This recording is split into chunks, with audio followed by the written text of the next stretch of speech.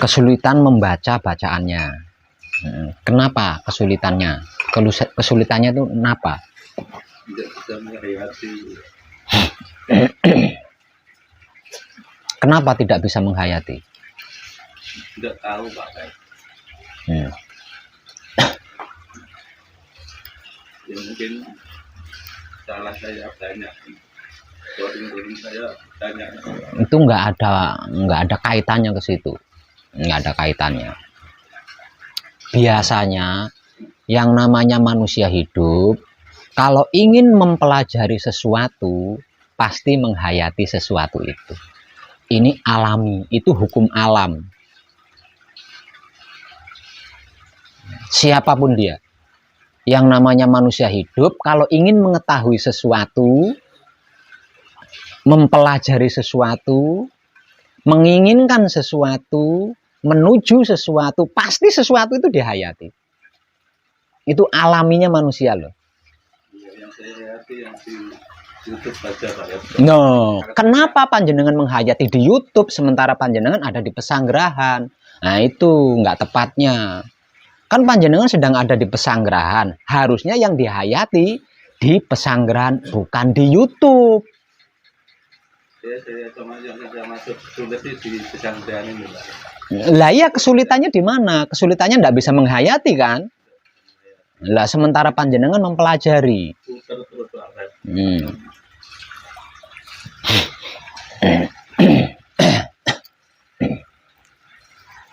Jadi apa yang dimotivasikan itu yang panjenengan hayati.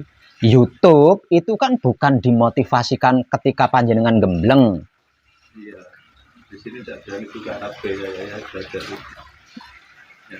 Kenapa tidak berani buka HP? Silahkan buka HP. Kan panjenengan dimotivasi untuk tidak menggunakan HP. Ceritakan apa yang menjadi kesulitan panjenengan. Jangan jauh-jauh, jangan kesana-kesana bahasanya. Apa yang menjadi kesulitan panjenengan itu apa? Nah itu tanyakan, ungkapkan. Tanya itu ada ini tidak bisa.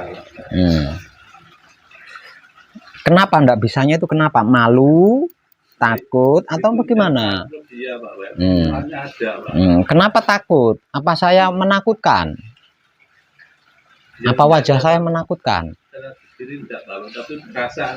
Nah, panjenengan ngikuti perasaan. Kita sedang mengkaji kesadaran.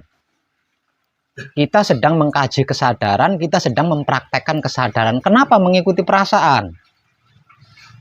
Ada enggak motivasi ikuti perasaan? Ada enggak? Lah iya. Tuh, jenengan membuat sulit sendiri. Saya di sini beserta kadang saya berusaha memberikan yang mudah pada panjenengan, tapi panjenengan mempersulit diri sendiri.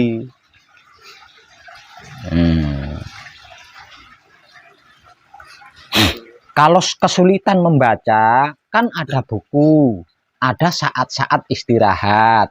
Lah, daripada pikirannya ke sana-sana, gunakan waktu istirahat itu untuk membuka buku. Lambat laun pasti hafal. Logikanya itu seperti itu. Saya lebih suka berbicara logika. Gitu. Kalau saya ya? Namun belajar ya enggak masalah. Malah ada yang belum belajar sama sekali ke sini itu banyak.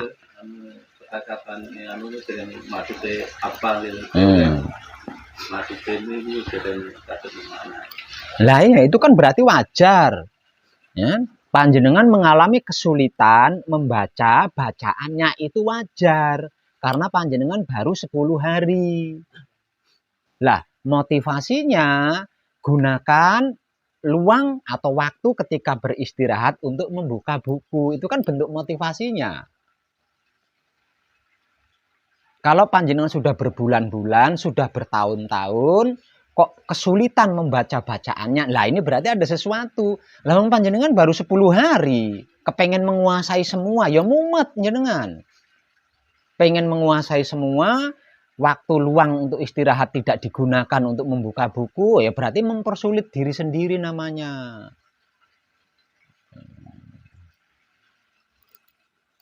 Ini terlepas dari panjenengan banyak dosa atau enggak, bukan. Bukan tentang itu. Nah, karena panjenengan baru 10 hari belajar, lah kan dibutuhkan kerutinan tuh buka buku agar benar-benar lancar bacaannya. Nah, daripada pikirannya ke sana-sana, lebih baik digunakan untuk membuka buku, menghafal ulang. Dengan seperti itu, lambat laun. Nah, lambat laun ini bukan pemaksaan loh ya. Lambat laun pasti hafal kalau panjenengan sering buka buku, membaca. Sambil santai, rokokan medang, buka buku, menghafal. Tuh. Caranya gitu. Apalagi kok nggak bisa tidur. Kesempatan. Nggak bisa tidur, kesempatan. Gunakan seluruh waktu tidak bisa tidur itu tadi untuk mengkaji wahyu pancagaib, untuk mempraktekkan wahyu pancagaib. Karena apa? Karena lelaku sesungguhnya tidak tidur, tidak makan, tidak minum. Itu lelaku sesungguhnya.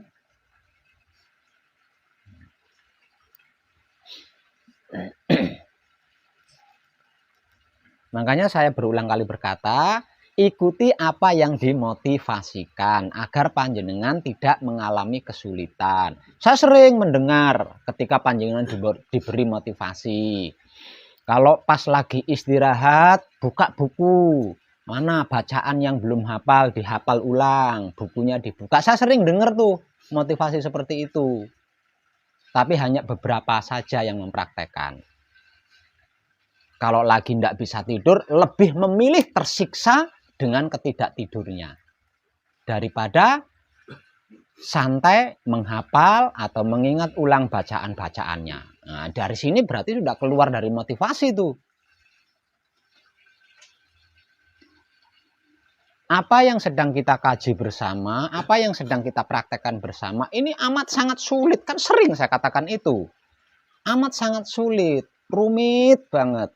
Dibutuhkan kesadaran tinggi, kesadaran Tuhan. Nah, kesadaran kita bukan kesadaran Tuhan.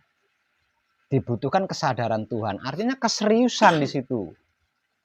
Logika saja. Jadi tidak usah aneh-aneh pikirannya. Jadi wajar jenengan kesulitan menghafal bacaannya itu wajar. Tidak aneh. Karena panjenengan baru 10 hari belajar. Wajar kan? Letak anehnya di mana? Kecuali kalau panjenengan sudah belajar berbulan-bulan, bertahun-tahun, kok kesulitan menghafal bacaannya. Ini berarti ada sesuatu. Baru beberapa hari belajar, kesulitan menghafal bacaannya wajar. Nah, agar supaya kesulitan itu tadi tidak dialami, ketika sedang istirahat sambil duduk santai, gunakan waktu tersebut untuk membuka buku ulang, membaca bacaan-bacaannya, menghafal lagi. Nah, dengan begitu tidak kesulitan, lambat laun pasti bisa hafal.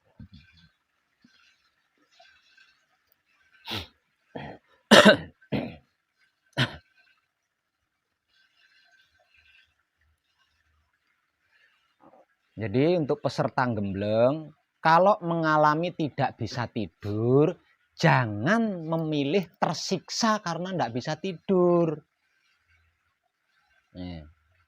Jadi ketika tidak bisa tidur, jangan minum kopi.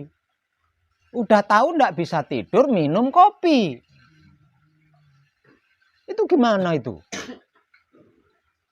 Kalau tidak bisa tidur, lebih baik mandi. Selesai mandi, medangnya jangan medang kopi, medang teh atau air putih. Masih belum ngantuk, gunakan untuk patrap. Kok belum ngantuk? Kesempatan. Patrap, jangan berhenti-berhenti. Kan panjenengan sedang berjuang. Sedang gembleng. Kan panjenengan sedang gembleng, sedang belajar.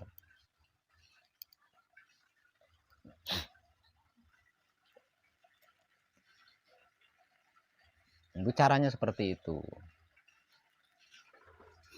Di dalam gembleng jangan berbicara dosa, karma, luput, salah di hadapan saya. Jangan. Karena tidak ada kaitannya itu. Jangan berbicara tentang masalah-masalah tentang itu. Jangan. Makanya saya beri motivasi selama gembleng, hindari pembicaraan-pembicaraan yang tidak ada kaitannya dengan wahyu pancagaib. Kan terpampang di situ. Itu tulisannya gede itu. Tanpa pakai kacamata aja bisa baca tuh. Hindari pembicaraan-pembicaraan yang tidak ada kaitannya dengan wahyu pancagaib. Jika harus berbicara, maka berbicarakanlah wahyu pancagaib. Apa coba wahyu pancagaib itu?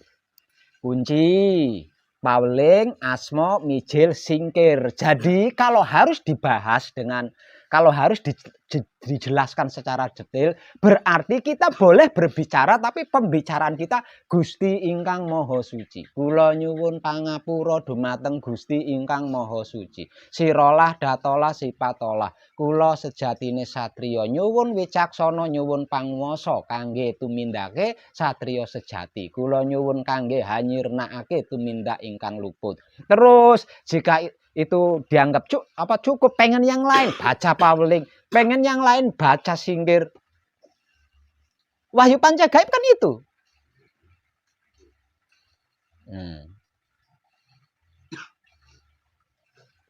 Makanya kalau duduk di sini baca tulisan-tulisan saya yang saya pajang di sekeliling pesanggeran, itu bentuk motivasi dari saya buat panjenengan.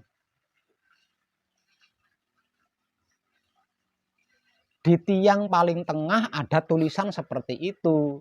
Tapi setiap kali berbicara, pembicaraan panjenengan bukan pembicaraan kunci, bukan pembicaraan Pauling, bukan pembicaraan Mijil, bukan pembicaraan Singkir.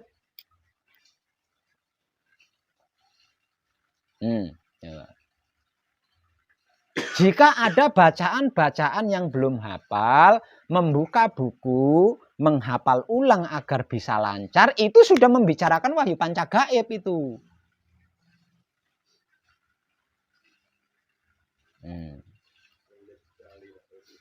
Ya sulit.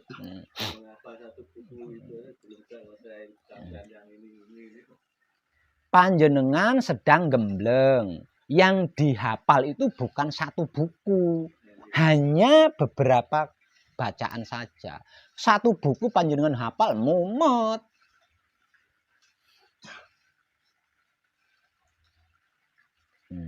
Bacaan-bacaan yang digunakan itu yang dihafal. Karena apa? Karena tata caranya ada bimbingan secara langsung. Jadi tidak perlu dibaca, tidak perlu dihafal. Toh walaupun panjenengan hafal, ketika gembleng, tata cara di buku itu nggak digunakan. Itu beda.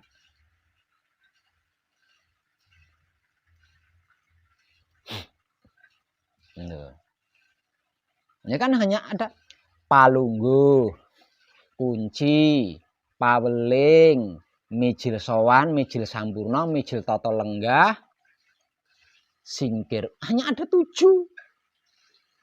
Nah, 7 ini kalau ditulis sendiri nggak ada satu buku, paling hanya 2 lembar. Nah,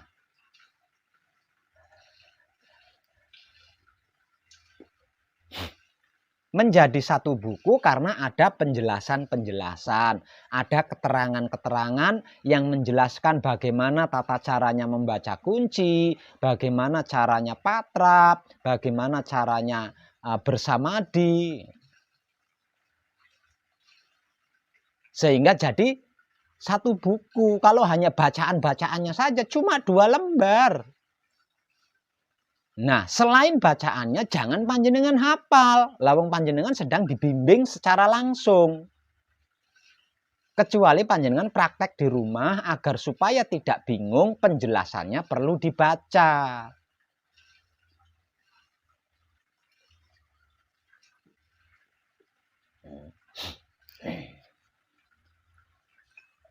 Di sini panjenengan mendapatkan bimbingan secara langsung. Sementara ingatan panjenengan ada di YouTube, ya ndak masuk. Ndak masuk. Dan sepertinya panjenengan lebih memilih di YouTube. Makanya mumet. Yang penting kakaknya semedi tidak ngajarin gitu.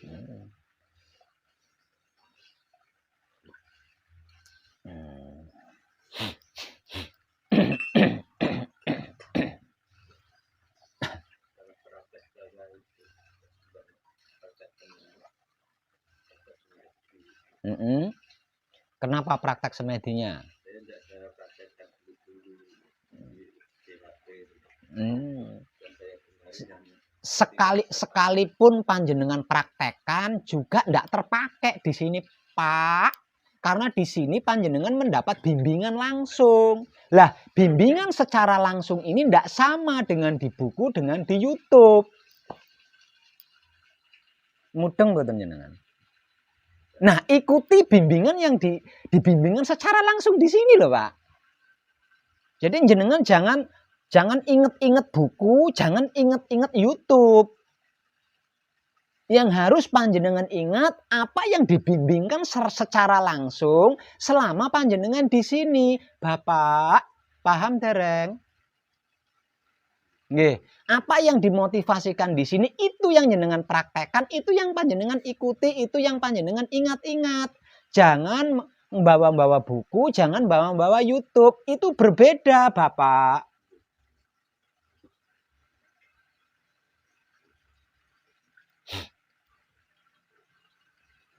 Nah, karena panjenengan baru beberapa hari, selain mempraktekkan apa yang dimotivasikan, agar pembacaannya menjadi lancar, panjenengan harus memanfaatkan waktu istirahat untuk membuka buku. Lah, membuka buku itu jangan dibaca semua, Bapak. Yang dibaca adalah bacaan-bacaan yang panjenengan belum hafal. Seperti bacaan kunci, bacaan paweling, mijil dan singkir. Itu kan jenengan belum hafal. Lah, itu yang jenengan hafal, yang lainnya jangan. Karena mendapat bimbingan secara langsung.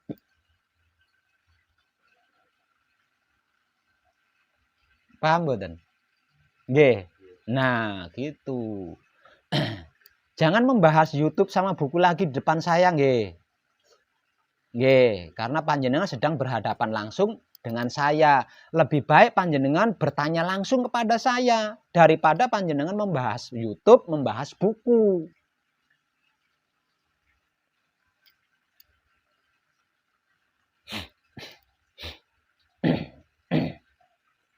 Nah, panjenengan sudah sampai di tahapan apa coba?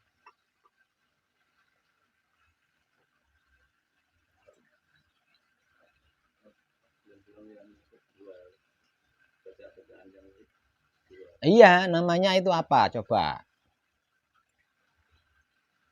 Apa namanya? Lupa apa enggak hafal? Lupa. Berarti panjenengan mempraktekkan sesuatu yang panjenengan lupa. Makanya panjenengan bingung. Itu. Nah, mulai malam ini, kalau istirahat, saya minta tolong sama panjenengan, bukalah buku. Nggih, bukalah buku. Ini saya minta tolong loh sama panjenengan. Nggih. Mulai malam ini, kalau pas lagi istirahat, saya minta tolong bukalah buku dan hafal ulang bacaan yang panjenengan belum lancar, belum hafal.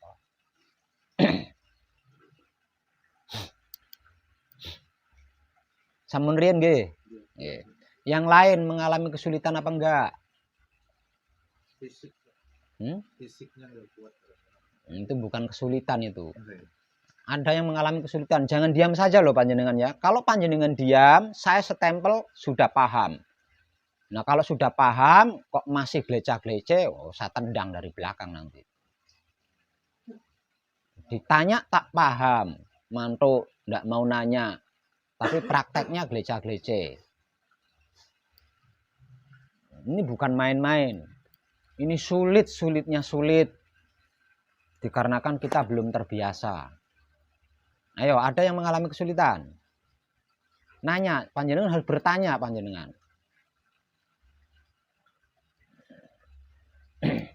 Ketika patrap samadhi bagaimana? Di luar patrap samadhi bagaimana? Itu pengkajian panjenengan selama di sini hanya dua hal itu. Ketika patrap samadhi dan di luar patrap samadhi, hanya dua itu loh. Masa saya kasih bahan dua aja panjenengan kebingungan sampai kemana-mana. Nah, bagaimana kalau saya kasih bahan banyak? Saya kasih bahan dua saja panjenengan udah kobol-kobol, mumet sendiri-sendiri, resah, gelisah. Ayo, ada yang mengalami kesulitan tidak? Ngomong, tanya, kira-kira apa yang dialami kesulitan, yang dirasa sulit?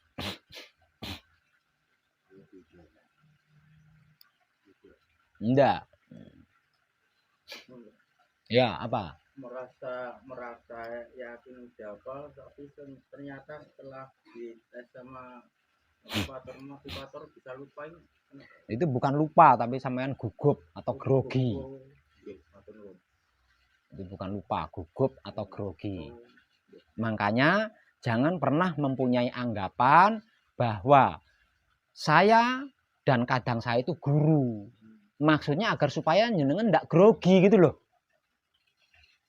Kami di sini adalah teman seperjalanan spiritual panjenengan, bukan guru. Di sini nggak ada guru, nggak ada murid. Kenapa harus seperti itu? Agar supaya terjalin keakraban. Jadi kalau panjenengan tidak mengerti, panjenengan berani bertanya. Lawang sama teman. Kalau panjenengan mengalami kesulitan, panjenengan berani minta solusi. Namanya teman kan? Jadi ndak ada rikuh, nggak ada malu, nggak ada takut. Itu maksudnya itu seperti itu.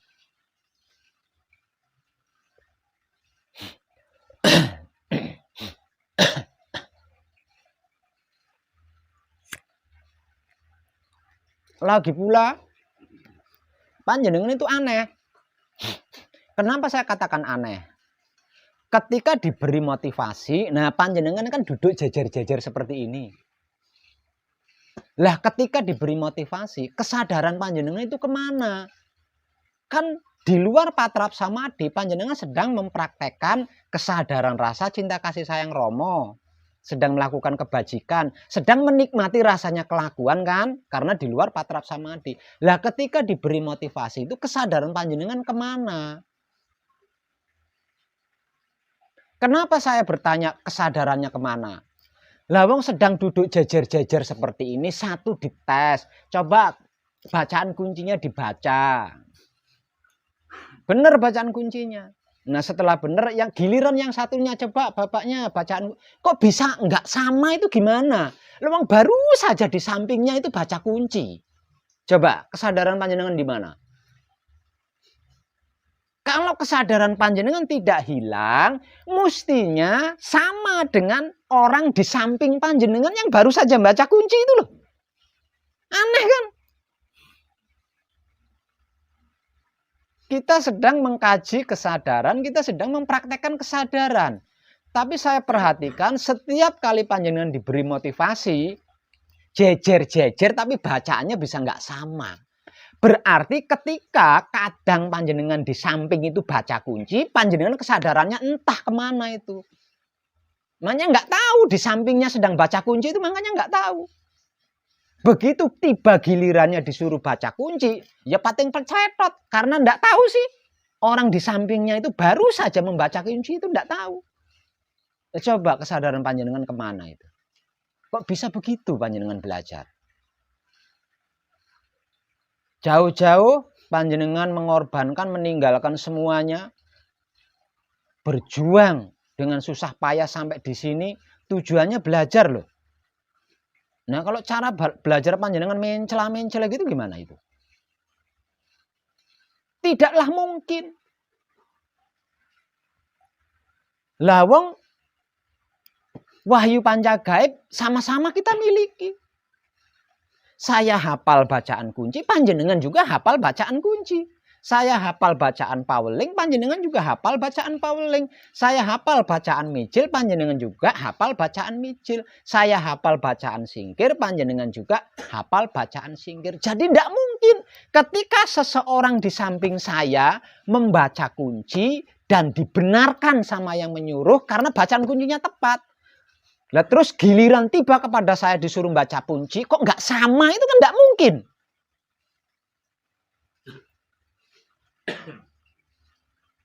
Tuh. Masa cara belajar panjenengan seperti itu? Aneh kan?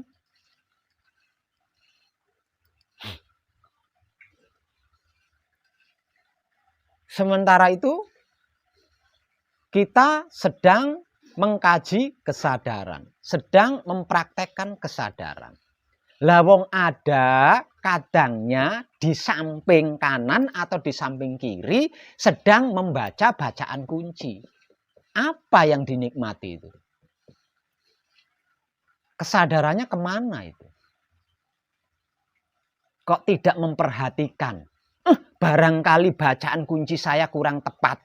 Ini mumpung di samping kanan saya sedang membaca bacaan kunci. Tak perhatikan bagian mana bacaan kunci saya yang kurang tepat. Kan harusnya seperti itu. Itu namanya orang belajar kan seperti itu harusnya. Bukan tidak peduli. Ada kadang di sebelah kanannya membaca kunci, tidak peduli. Kadang di sebelah kanan membaca kunci, kuncinya tepat. Sehingga jatuh kepada giliran saya. Ketika giliran saya disuruh baca kunci, kok nggak niru yang baru saja baca kunci di samping itu loh. Kan aneh. Berarti minggat tuh kesadaran panjenengan pada waktu itu. Selingkuh itu, apel di rumah tetangga itu kesadarannya. Aneh kan? Udah aneh, nggak lucu lagi. Aduh. Mau diketawain orang tua sedang belajar, tidak diketawain. Nah, gimana itu coba? Nah, kalau sistem panjenengan belajar seperti itu, yo panjenengan kena tegur terus, ndak lulus-lulus. Kena tegur terus, ndak lulus-lulus kalau cara belajarnya seperti itu.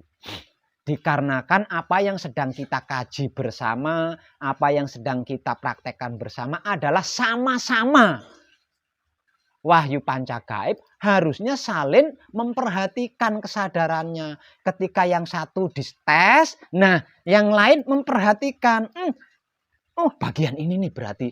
Oh setelah selesai bacaannya, benar lanjut ke Pauling. Berarti kan benar tuh bacaannya. Oh berarti bacaan kunci punya saya bagian ini nih yang kurang tepat. Oh, nanti ketika jatuh ke giliran saya, ini yang akan saya rubah. Seperti kadang saya di samping ketika membaca kunci tadi. Harusnya kan seperti itu.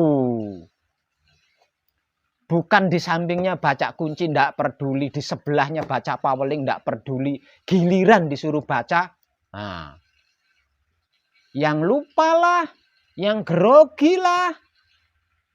Gimana coba? Itu bukan grogi, itu bukan lupa. Karena panjenengan, kesadaran panjenengannya itu sedang melacur. Sedang lonte. Kesadarannya ngayap. Sementara raganya, wujudnya sedang belajar.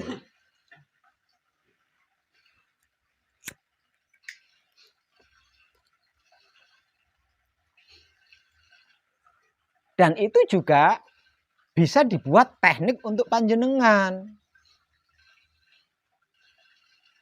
Nah, ketika diberi motivasi, kan panjenengan ngumpul bareng seperti ini.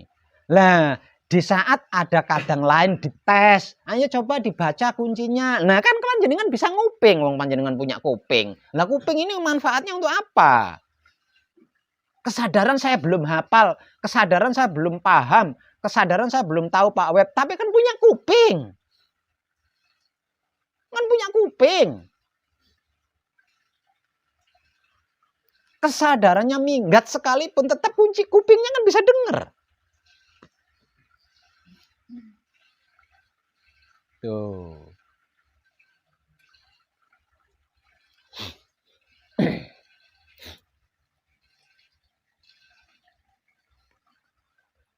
Kami di sini berusaha memberikan yang termudah buat panjenengan. Jadi panjenengan jangan berusaha mempersulit diri panjenengan sendiri. Betapapun wahyu panca gaib itu adalah gaib, gaibnya gaib, saya selalu berusaha menjelaskannya secara real, menggunakan logika, tidak aneh-aneh.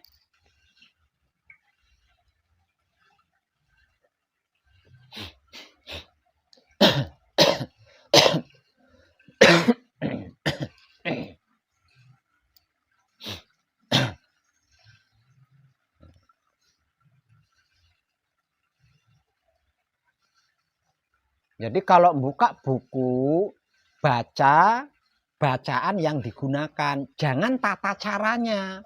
Nah, tata cara yang ada di buku itu tidak sama dengan yang dibimbingkan secara langsung terkait gembleng. Supaya panjenengan tidak bingung.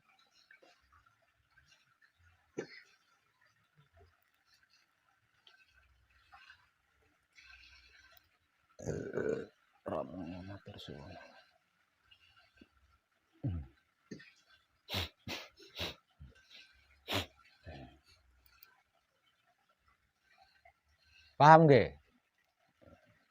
Jadi ketika sore hari panjenengan diberi motivasi, itu kesempatan untuk mengecek ulang bacaan-bacaan kunci, bacaan paweling, mijil dan singkir, serta palungguh dari masing-masing kadang panjenengan yang membaca. Jadi ketika ada kadang panjenengan membaca, nah panjenengan memperhatikan, bukan mbah-mbuh.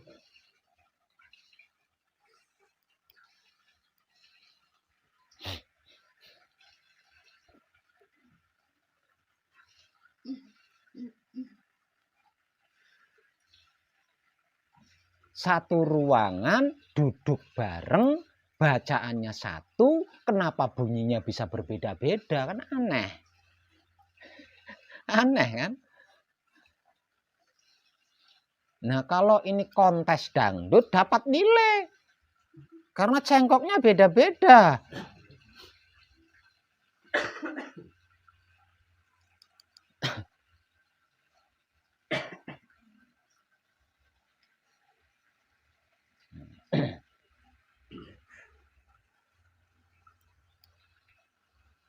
Masih ada yang mengalami kesulitan, coba diingat-ingat, terus ditanyakan bagian apa kesulitannya.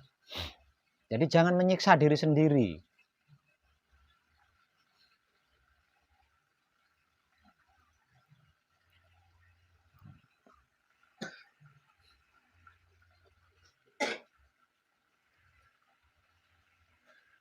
Di dalam pengkajiannya, di dalam prakteknya, tersulit itu di luar patrap samadhi. Ketika kita menikmati rasanya kelakuan yang kita lakukan, ini sulit banget.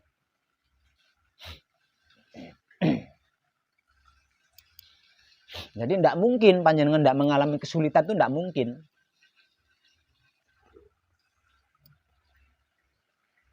Itu tidak mungkin.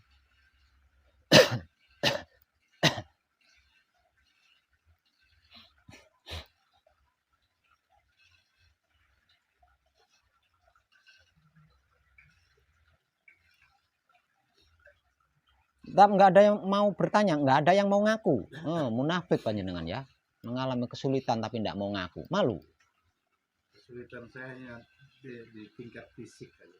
Nggak masalah itu. Ya, tapi kalau meditasi, Iya, itu kan karena belum terlatih saja, ya, belum terbiasa. Ya, maaf Pak, ya. Memang kadang-kadang saat di tes itu muncul grogi gitu, akhirnya agak buyar. Tapi kalau sudah konsentrasi dengan rasa, merasakan betul, menikmati kalimat demi kalimat, ya nyaman. Langkah awal, ingat penjelasan dari saya bahwa di sini tidak ada guru, tidak ada murid. Kita semua adalah teman seperjalanan di dalam laku spiritual hakikat hidup. Itu langkah pertama untuk menepis grogi, menepis takut, menepis malu, menepis ego, menepis pamrih, menepis arogan, semua tertepis di situ. Lah terus berpedoman dengan kesadaran hidup, jangan yang lain. Nah, kalau kita berpedoman kepada kesadaran hidup, ketika sedang ngumpul bareng, lah diri kita ini pasti akan mau bersedia menjadi pendengar, menjadi penyimak. Nah, ketika diri kita ini mau menjadi pendengar, menjadi penyimak, panjenengan baca kunci, dibenarkan, bagus, bacaan kuncinya tepat. Berarti bacaan kunci saya yang nggak tepat ini. Nah, nanti kalau tiba gilirannya ke saya, bagian ini yang saya rubah sama seperti bacaannya masih itu.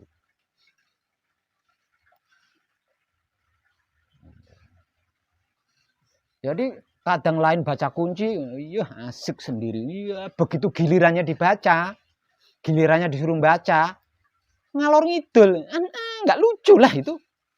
Soalnya panjenengan bukan anak-anak, nggak lucu itu. Kalau anak-anak mungkin.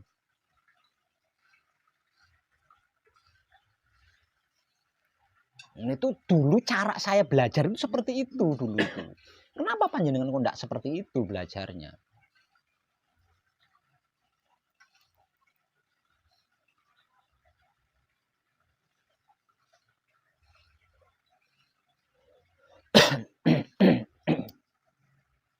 Dulu saya pernah sebelum mengalami manunggal jati, saya masih dalam proses pencarian. Itu saya keluar masuk perguruan, berguru ke sana, berguru ke sini. Walaupun sudah setua ini. Nah, ketika saya belajar di pondok pesantren, itu saya nggak pernah mendapatkan pengajian langsung dari kiai di pesantren, nggak pernah. Masuk di pondok pesantren manapun, kalau nggak dikasih tugas jadi tukang sapu, ya dikasih tugas menjadi tukang bersih-bersih toilet. Kalau enggak, dikasih tugas ngisi bagian ngisi jeding.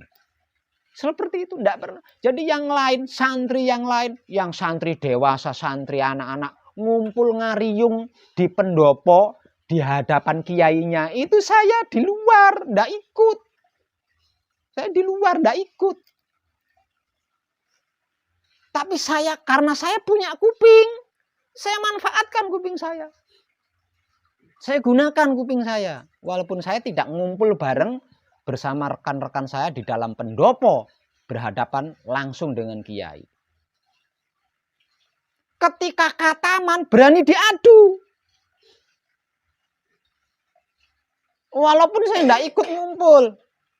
Cuma modal telinga doang nih. Cuma modal telinga. Ketika tiba saatnya kataman bisa diadu. Yang berhadapan secara langsung dengan kiainya, dengan saya yang ada di luar itu. Lagi ngosekin itu tuh. Lantainya toilet tuh. Sambil ngisi jeding tuh. Tapi apa yang dibicarakan, apa yang disampaikan oleh kiainya terekam semua melalui telinga saya.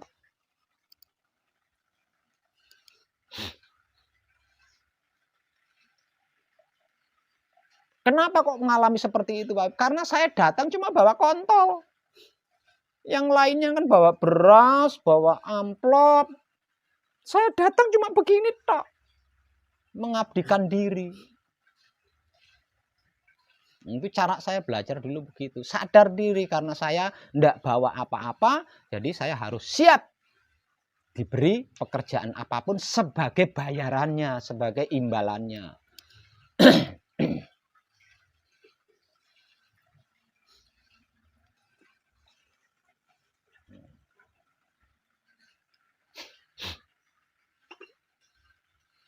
Nah, panjenengan yang bareng-bareng ngumpul ngariung di sini kok bisa enggak memperhatikan kan unik gitu. Aneh.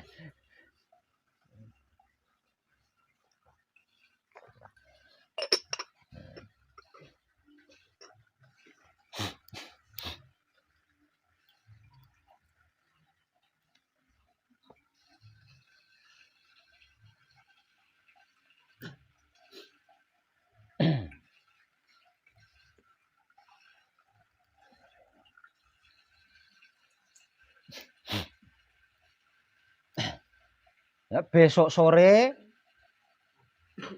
ketika panjenengan diberi motivasi besok sore nih.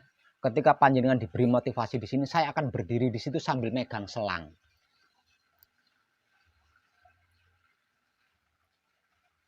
Kalau di sampingnya baca kunci tepat, di samping yang lagi baca kunci enggak tepat, saya semprot pakai air.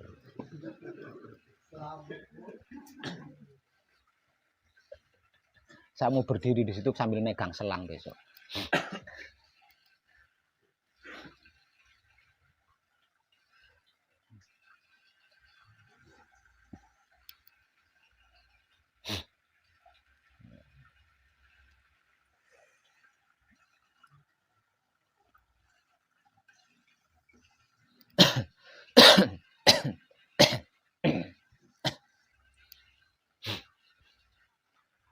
Bentuk kemudahan belajar dari saya sebagai berikut. Di dalam gembleng, panjenengan tidak perlu membawa beban, apalagi membebani diri.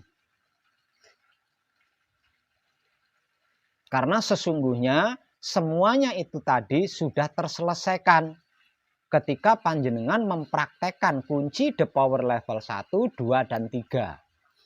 Jadi tidak perlu dibawa-bawa ke pesanggerahan ketika panjenengan gembleng. Dan gembleng atau manekung sesungguhnya adalah upaya. Upaya menyadari kemanunggalan jati panjenengan. Jadi bukan membersihkan dosa, membersihkan karma, membersihkan luput, salah, membersihkan beban. Itu bukan.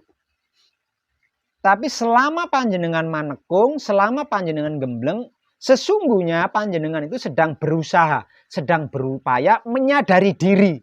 Bahwa diri panjenengan itu sesungguhnya dari awal hingga sampai kapanpun itu dalam kondisi manunggal jati. Dalam keadaan manunggal jati. Kenapa harus disadari? Agar supaya nanti ketika mencapai puncaknya manekung, puncaknya gembleng, panjenengan mengalami kemudahan untuk bisa menyaksikan kemanunggalan jati tersebut. Kalau awalnya panjenengan sudah bisa menyadari.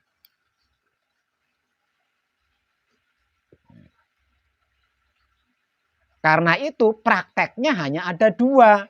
Diam ketika samadhi setelah patrap, dan menikmati rasanya kelakuan yang dilakukan di setiap saatnya. Sebagai bentuk kebajikan atau menebar kesadaran rasa cinta kasih sayang. Hanya dua hal itu prakteknya. Dan kedua praktek itu adalah upaya untuk menyadari diri panjenengan yang dalam keadaan manunggal jati. Sesungguhnya seluruh manusia hidup itu tidak pernah berpisah dengan Tuhannya. Dari awal didesain sampai kapanpun.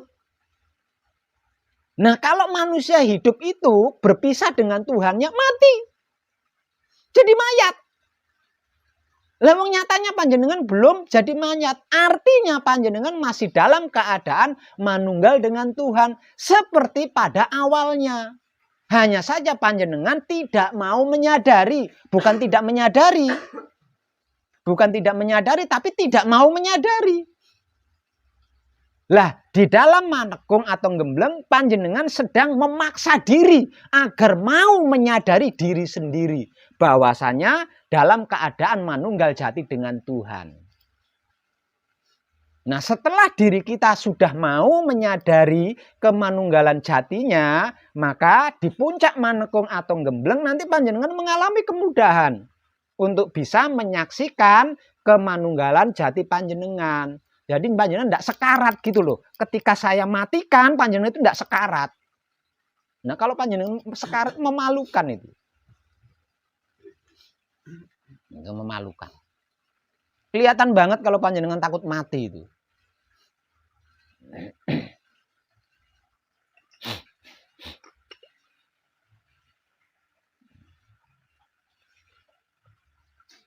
Tidak peduli apapun agamanya. Tidak peduli apapun keyakinan dan kepercayaannya. Adat tradisinya, suku bangsanya, tidak peduli. Seluruh manusia hidup sejak awal hingga sampai kapanpun itu tidak pernah berpisah dengan Tuhannya. Apapun nama Tuhannya, sebutan Tuhannya apapun. Hanya saja tidak mau menyadari. Nah, karena tidak mau menyadari akhirnya menghinakan diri sendiri. Meremehkan diri sendiri, menyesatkan diri sendiri, menghinakan diri sendiri. Menyiksa diri sendiri, membebani diri sendiri, dan lain sebagainya, dikarenakan tidak mau menyadari kemanunggalannya dengan Tuhan.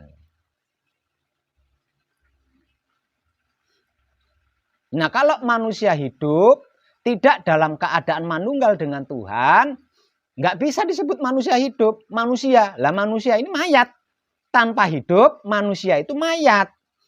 Nah, kalau yang disebut mayat ini hanya dua kelayakannya. Layaknya apa? Kalau tidak dikubur ya harus dibakar. Mayat itu layaknya kalau tidak dikubur ya dibakar. Kalau tidak dibakar atau tidak dikubur, bau bangkainya itu mengganggu. Kalau masih disebut sebagai manusia hidup, berarti belum jadi mayat. Lah, selama itu dia itu dalam keadaan manunggal dengan Tuhannya. Tinggal berusaha menyadari.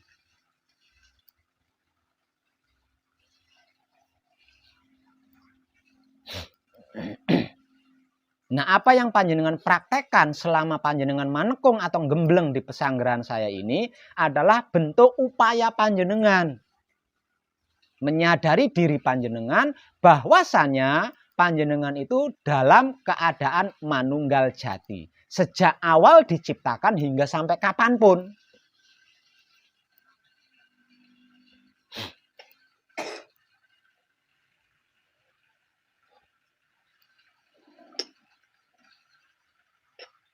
Jadi jangan bawa-bawa dosa, salah, luput, beban, masalah. Jangan bawa-bawa itu semua udah nyah. Udah nyah semua. Ketika panjenengan berhasil menyadari diri panjenengan bahwa diri panjenengan itu dalam keadaan manunggal jati dengan Tuhan, selesai semua itu tadi. Nggak ada yang bisa menyentuh Tuhan, itu nggak ada. Luput, dosa, salah, beban, masalah nggak bisa nyentuh Tuhan ketika kita berhasil menyadari diri tentang kemanunggalan dengan Tuhan. Nah, panjenengan sedang berupaya di situ, panjenengan sedang melatih diri di situ. Makanya jangan persulit. Lalu teman menyadari diri itu kan mudah banget. Prakteknya hanya dua. Jadi jangan persulit sendiri. Itu mudah sekali itu. Jangan persulit sendiri. Patrap kunci, pinggulnya pegel. Apa saya banyak dosa ya? Dosa ngapain dibawa-bawa ke pesanggerahan saya? Enggak mau saya bawa dosa sini.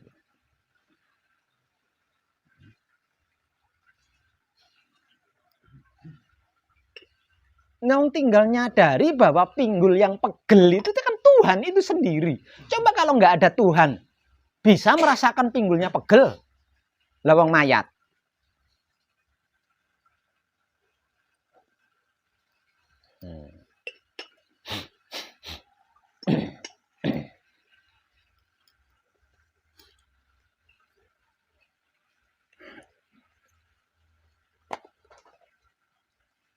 Makanya bentuk motivasinya Ketika berhasil menikmati rasanya kelakuan yang kita lakukan, jangan lupa ucapkan terima kasih. Karena kita berhasil menyadari kemanunggalan kita dengan Tuhan.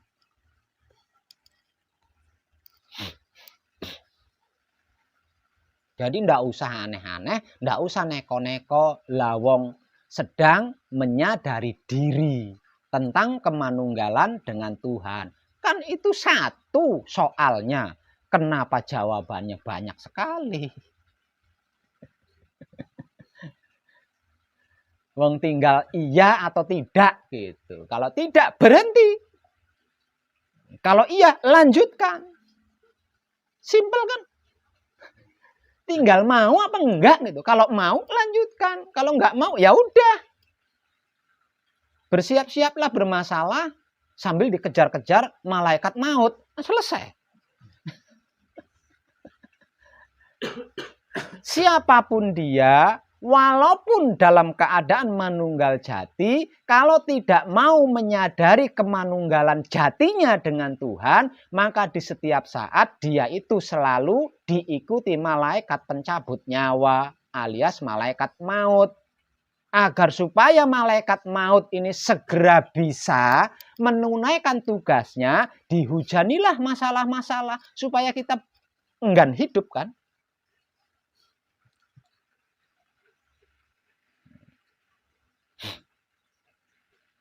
Nah kalau tidak mau seperti itu, iyakan saja apapun itu. Kan Tuhan itu sendiri. Tidak ada sesuatu apapun yang itu bukan Tuhan. Iyakan aja, selesai. Hanya dengan mengiyakan, selesai. Hanya dengan mengiyakan kita bisa menikmati rasanya. Dan hanya dengan bisa menikmati rasanya kita bisa menyadari bahwa itu adalah gerak-gerik Tuhan. Lah, menyadari diri yang saya maksud adalah di sini. Semakin banyak gerak-gerik Tuhan yang berhasil kita sadari, nanti semakin mulus ketika kita menyaksikan kemanunggalan dengan Tuhan.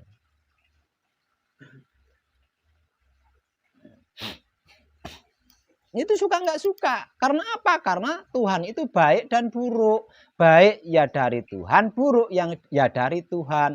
Kenapa bisa seperti itu? Karena yang dimaksud Tuhan adalah maha segalanya. Nah, kata-kata segalanya ini panjenengan paham nggak? Kalau Tuhan itu diklaim sebagai maha segalanya, berarti Tuhan ya maha jahat. Maha pembohong, maha menipu, termasuk kan? Lawang segalanya kok. Maha tega, ya maha pegel di pundak, maha dengkeen di boyok. Lawang dia juga itu. Ya kan? Maha segalanya. Berarti kan tidak ada sesuatu yang itu bukan Tuhan, termasuk boyok dengkeen itu. Nah, kan gitu.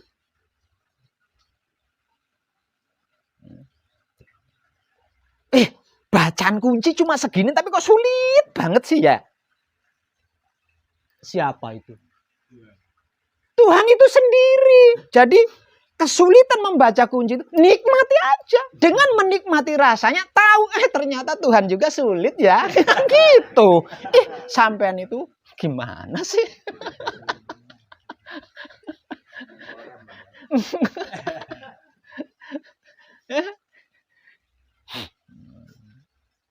Mumet itu juga Tuhan. Jangan kau kira kita itu bisa mumet. Nggak bisa, sesungguhnya kita itu nggak bisa mumet itu. Ya iyalah. Yang bisa mumet itu Tuhan. Jadi kalau kita mengalami mumet, berarti Tuhan sedang berusaha. Aku ada di otakmu ini loh bro. Sadari. Itu. Ini loh rasanya aku ketika di otakmu. Mumet kan? Itu.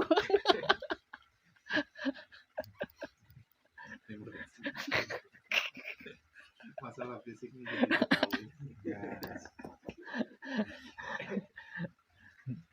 Aslinya itu segitu. Cuma kan kitanya sedang belajar mau. Dikarenakan kita belum terbiasa mau. Maunya kita, kebiasaan maunya kita itu yang enak-enak aja. Yang indah-indah aja. Kalau nggak enak, nggak indah itu kita nggak mau. Lah ini kita sedang belajar mau segalanya. Dikarenakan Tuhan adalah maha segalanya, maka kita harus belajar mau segalanya. Nah, kalau kita belum mau segalanya, maka Tuhan akan menjadi sesuatu yang kita belum mau itu tadi loh. Nah, kalau sudah seperti itu, selamanya kita tidak bisa menyaksikan Tuhan. Saya tidak mau sama rokok nih. Benci saya sama rokok. Tuhan akan sembunyi di rokok itu. Nyenengan mau nyari kemana? Hore, kau tidak dapat aku.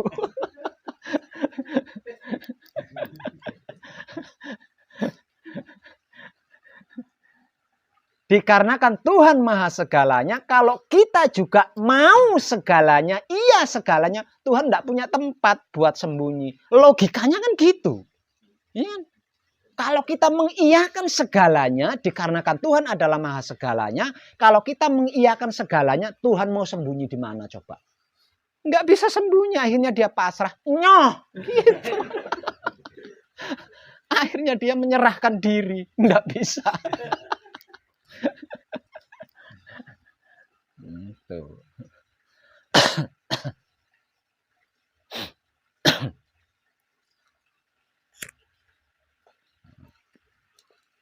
Jadi kita jangan picik seperti yang sudah-sudah. Mulut kita mengatakan Tuhan maha segalanya, tapi kita milih-milih. Mulut kita mengatakan Tuhan maha kuasa, tapi Tuhannya disuruh di belakang. Gua yang di depan. Sekali nyuruh Tuhan ada di depan, suruh jagain mobil. Suruh jagain motor. Tuhan, nah, emangnya Tuhan sapam? Kalau nggak dijadikan sapam, ditaruh di belakang. Jangan picik lagi seperti itu. Itu masa lalu kita.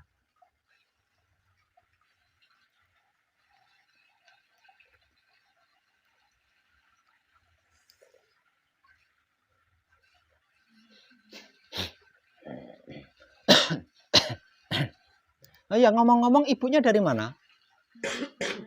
Dari Surabaya. Oh, sama emasnya ini. Oh, ini apanya?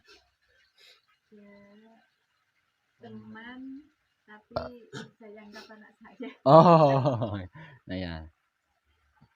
Yang satu itu? Suami. Oh, suami. Juga dari Surabaya. Iya. Oh, nggih. Tapi asli saya dari Blitar. Asli dari Blitar. Bapak asli dari Trenggalek. Bapak asli dari Trenggalek. Sekarang domisili di Surabaya. Ibu siapa maaf? Sulastri. Ibu Sulastri. Oh, sama suami nih, sama bapaknya.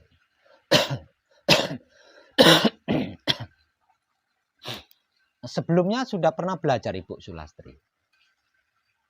Ya, ikutnya seperti begini ini kan. Terus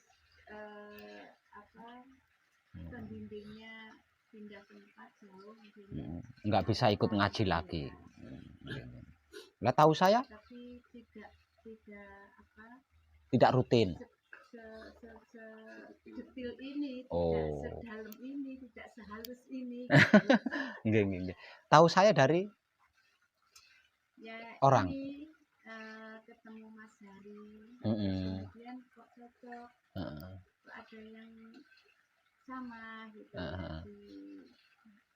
Kunci. Gitu. Iya. Nah, kemudian si Mas Ramudin ini aku ketemu yang namanya Mas Hari kok gini. Ya aku dicedeknya congger anu lagi. Iya. Yang namanya hidup kepingin apa ya? Kepengen pasti tentunya lah. Nggak ngambang kan. Nggih.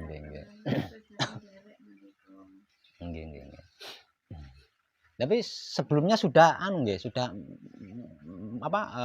melakukan patrap di rumah. Ya hanya sebatas kunci itu aja. Itu Iya. sebutannya bukan kunci. SSB. Apa itu nomor apa? Nah, ini. Oh, nomor itu SDSB ya. SSB. istilah di kantor malah dulu SSB itu lewat radio itu. Hmm. Tapi di kelompok ngaji itu SSB itu yang khusus ya kunci itu. Tapi hanya diberitahu saat itu jangan lepas membaca kunci gitu. Jadi pengertian yang paling dalam paling halus itu nggak pernah di. Tapi alhamdulillah makin turun. Lah ini ikut gembleng. Barangkali Ibu Sulastri punya pertanyaan-pertanyaan yang selama ini belum terjawab. Saya persilahkan waktunya untuk bertanya. Monggo.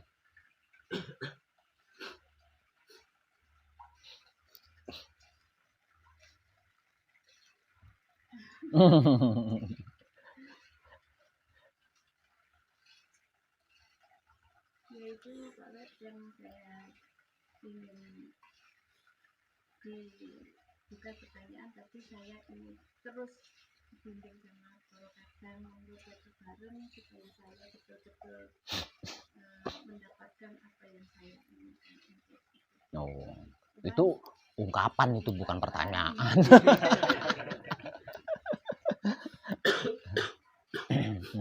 Jadi gini Bu Sulastri ya, sesungguhnya ini tuh berat dan sulit Bu Sulastri ya, karena ini satu wahyu tertua ya, yang wahyu yang pertama kali diturunkan ke dunia. Satu itu, yang keduanya ini adalah tentang kesucian hidup.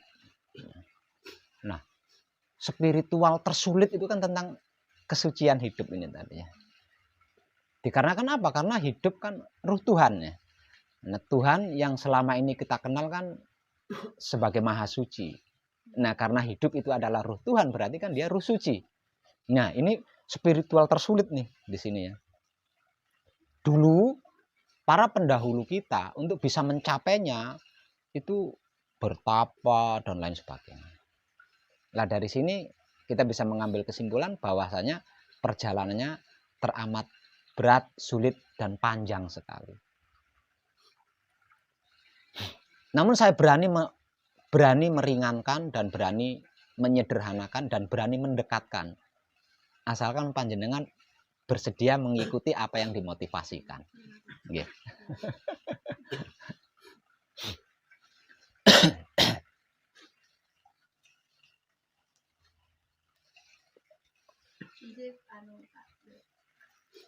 Yang maaf kalau pertanyaan saya salah. Gusti kalau dulu saat minggu pertama itu bukan guru sejati tapi bagusi ati. Itu kata itu sanepan. Ya berarti kata Gusti ini dimasukkan ke sanepan. Maka dimaknai sebagai seperti itu. Tapi masuk, sanepan yang masuk. Kenapa Gusti kalau dimasukkan ke dalam kata-kata filosofi atau kata-kata sanepan menjadi bermakna bagus ngati. Karena untuk bisa menyadari kesuciannya hidup, kita itu harus bisa menjaga kebersihan otak atau pikiran kita. Harus bisa menjaga kebersihan hati atau batin kita, dan harus bisa menjaga kebersihan kelamin atau syahwat kita. Otak kita bersih dari apa? Terjaga dari bersih dan terjaga dari apa? Dari pemikiran-pemikiran yang jelek, buruk. Pemikiran-pemikiran yang jelek, buruk sangka, suudzon kalau katanya. Nah terus hati kita terjaga dan bersih dari apa? Dari rasa dan perasaan, sirik, iri, dengki, dendam, buli, benci, fitnah, mencari-cari kesalahan orang lain, menghina, terus menghakimi. Nah, bersih dari itu. Nah, terus kelamin atau syahwat kita terjaga dan bersih dari apa? Dari keinginan-keinginan yang buruk, keinginan-keinginan yang menyimpang, keinginan-keinginan yang aneh-aneh, neko-neko itu. Nah, dengan seperti itu, tersebutlah hati kita bagus kan, hati kita bagus. Tapi yang yang terkait hanya satu, yaitu penyeimbang. Jadi hati kita itu timbangannya, timbangan antara otak dan kelamin kita. Nah, itu penimbangnya adalah hati. Di dalam ayat juga disebutkan, di dalam dada anak cucu Adam ada segumpal daging. Yang jika daging itu baik, maka baik pula seluruh tubuh. Jika daging itu buruk, maka buruk pula seluruh tubuh. Dan daging itu tersebut sebagai hati, tempat aku menyimpan rahasia. Rahasiamu adalah rahasiaku. Itu ayat itu ya, di dalam hadis itu. Nah, dari sini, dari hadis ini harusnya manusia itu sudah ketemu kesimpulannya. Nah, dari ayat tersebut seharusnya manusia itu sudah mendapatkan kesimpulan di situ. Kesimpulan seperti apa? Penentu kehidupan kita kan hati. Saya pengen kaya, tinggal jaga hati kan. Saya pengen miskin, tinggal mengotori hati kan. Saya pengen sehat, nah tinggal menjaga hati kan. Saya pengen sakit, tinggal menyakiti hati kan. Ayatnya kan jelas, tapi jarang manusia yang menemukan kesimpulan dari ayat tersebut. Tahu, ayatnya tahu, itu hadis populer. Ya, itu hadis populer itu. Artinya setiap pembacanya pasti tahu. Tapi prakteknya tidak ada dikarenakan nggak ngerti apa maksudnya.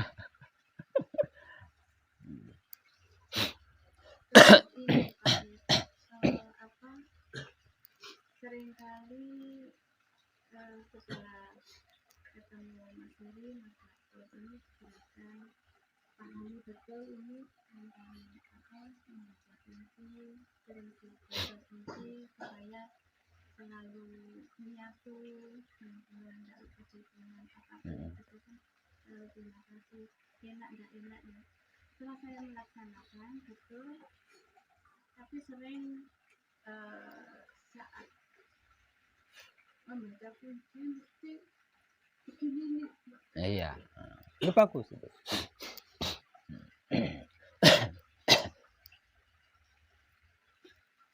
Mesti menangis tapi nggak tahu menangis itu kenapa, dari mana, tapi sebenarnya nggak bisa dibuktikan. Begitu. Tapi setelah beberapa saat dia melanjutkan lagi dengan begitu entengnya badan dan pikiran gitu aja. Iya, ya. Sudah saya rasakan seperti itu.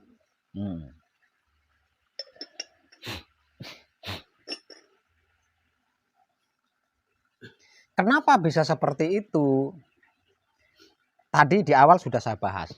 Sesungguhnya seluruh manusia hidup itu dalam keadaan manunggal jati. Yang artinya manunggal dengan Tuhan. Bisa juga dikatakan manunggal dengan suci. Sejak awal diciptakan hingga sampai kapanpun. Di sini tidak disebutkan hingga sampai akhir hayat, itu enggak. Seluruh manusia hidup itu sesungguhnya dalam keadaan manunggal jati. Sejak awal hingga sampai kapanpun.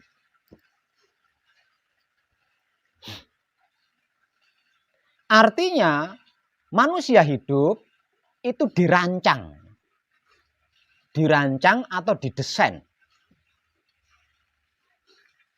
untuk manunggal dengan suci, untuk manunggal dengan Tuhan. Sebab karena itu dikatakan sesungguhnya manusia hidup itu adalah gambaran kenyataan wujudku dan aku adalah batinnya.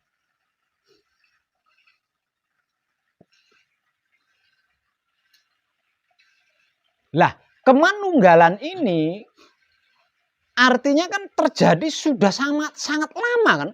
Sejak awal kita diciptakan sampai kita seusia ini loh. Sesungguhnya kita itu dalam keadaan manunggal jati. Ya. Berarti kan berpuluh-puluh tahun tuh. Kita dalam keadaan manunggal jati, tapi kita tidak mau menyadari. Sehingga tidak bisa menyadari.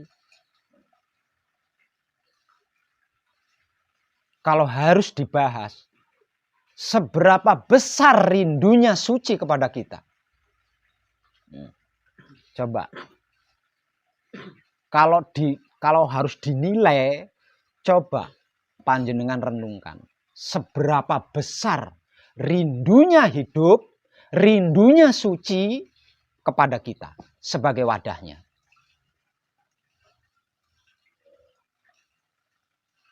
Tidak terhingga rindunya. Rindunya itu tidak terhingga. Wahyu Pancagaib. Ketika panjenengan mengkaji dan mempraktekkan wahyu Pancagaib, berarti kan panjenengan sedang berupaya menyadari kemanunggalan itu. Wah, bahagianya dia. Karena hidup itu tidak bisa berkata-kata seperti kita ini. Saking besarnya bahagia, tidak bisa diucapkan dengan kata-kata. Jadilah air yang menetes melalui kedua kelopak mata kita.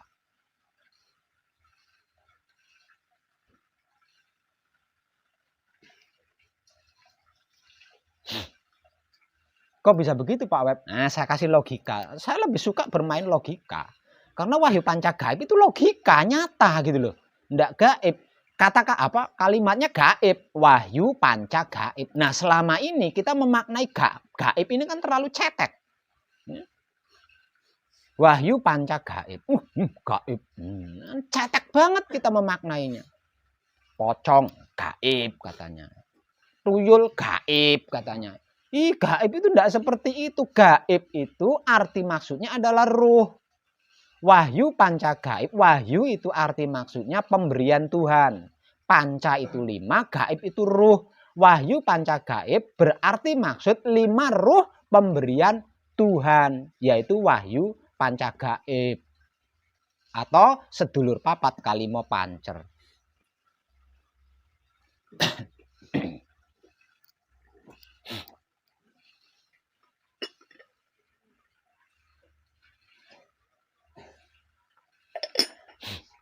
Ada yang belum pernah pacaran?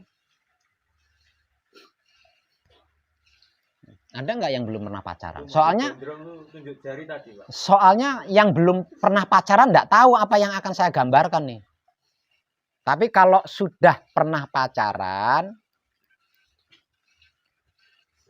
atau ada nggak yang nggak punya teman? Yang nggak punya teman ada nggak?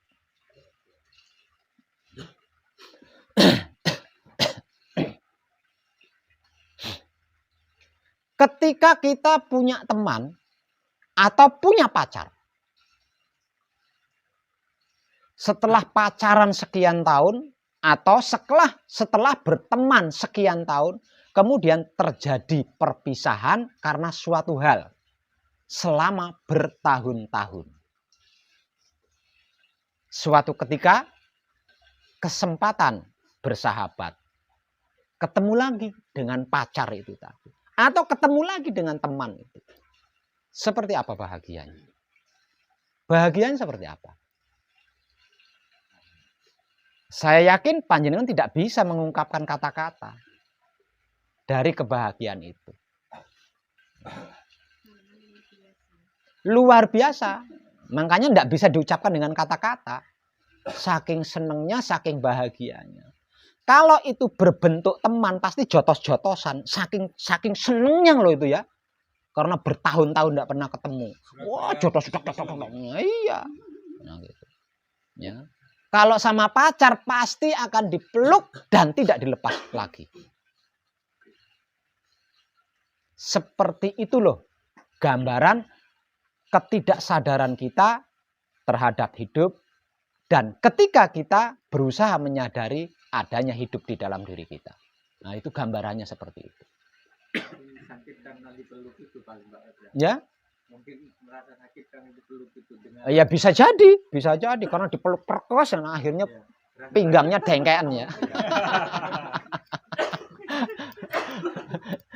Dia tidak bisa memeluk, yang bisa memeluk kita. Harus ya. Jadi ketika kita memeluk dia, nah dia kan merasakan sakit tuh ya. Karena dia ada di dalam diri kita, maka tubuh kita yang terasa sakit.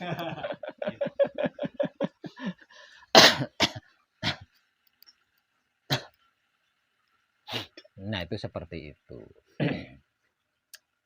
Terus lagi Pak Bu, kalau ada permasalahan atau ada sakit, apa itu bisa dikatakan guru sejati?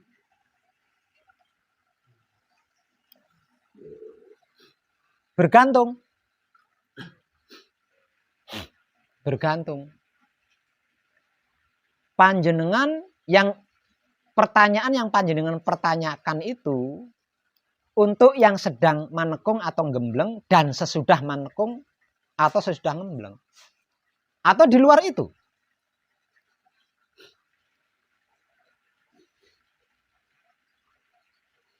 Nah. Maksud betul jenengan. Yang panjenengan tanyakan itu untuk orang-orang yang sedang manekung dan setelah selesai manekung atau sebelum manekung, sebelum gembleng. Setelah gembleng, berarti itu Tuhan itu sendiri.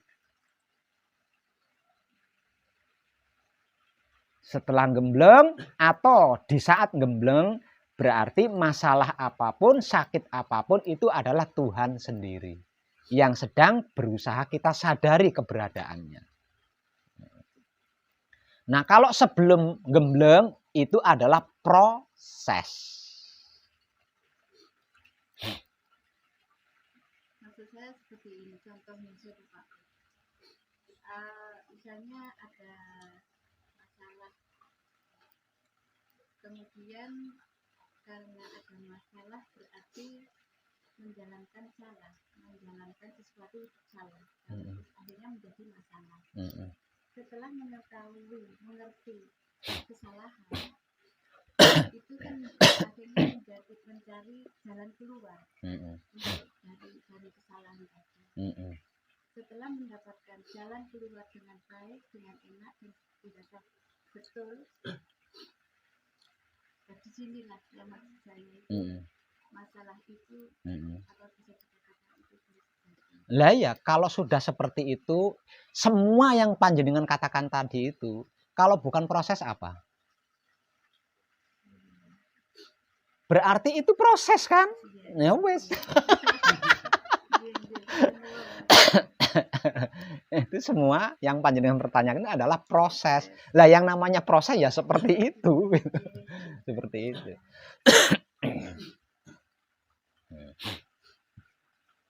Ini terlepas dari mengerti atau belum mengerti, paham atau belum memahami.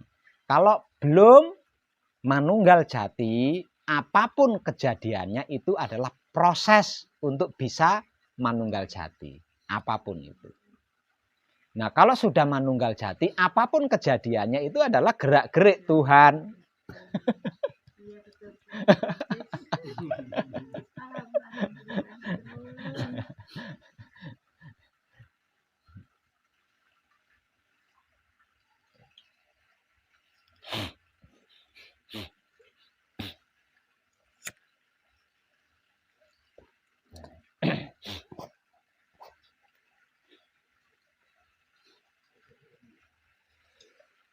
Ada ungkapan dan pertanyaan lain untuk yang lainnya?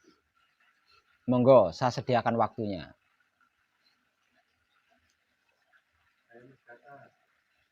Untuk menunjukkan romo itu harus bagaimana? Ya harus manunggal jati. Kan panjenengan belum berhasil menyadari manunggal jati. Bagaimana mungkin bisa mijilake romo? Jadi nggak usah aneh-aneh lah nanyanya. Manunggal jati aja belum tersadari kok bertanya mijilake romo.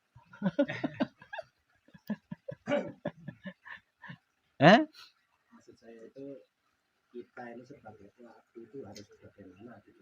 harus manunggal jati secara sadar.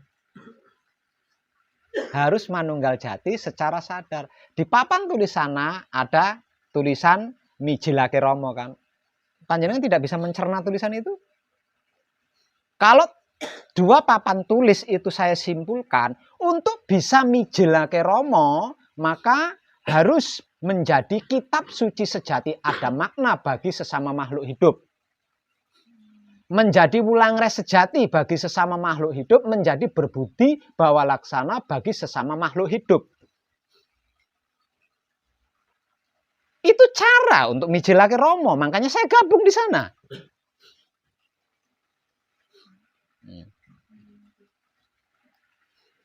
Ini pripun?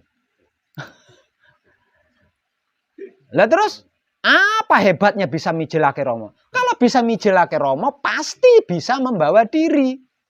Bisa menempatkan diri, bisa menyesuaikan diri, bisa menjaga diri.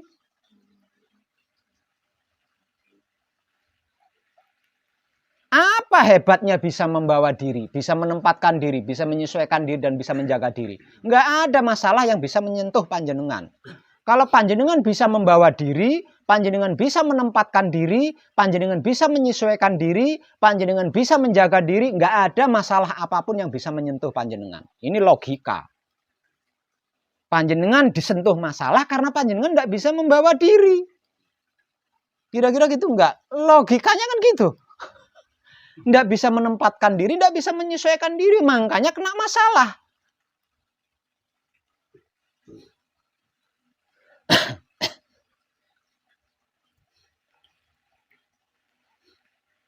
Tulisan yang saya tulis dan saya pajang di sini itu mateng, tinggal lep aslinya. Tinggal lep tanpa tulang lagi. Tinggal panjenengannya bisa mencerna enggak?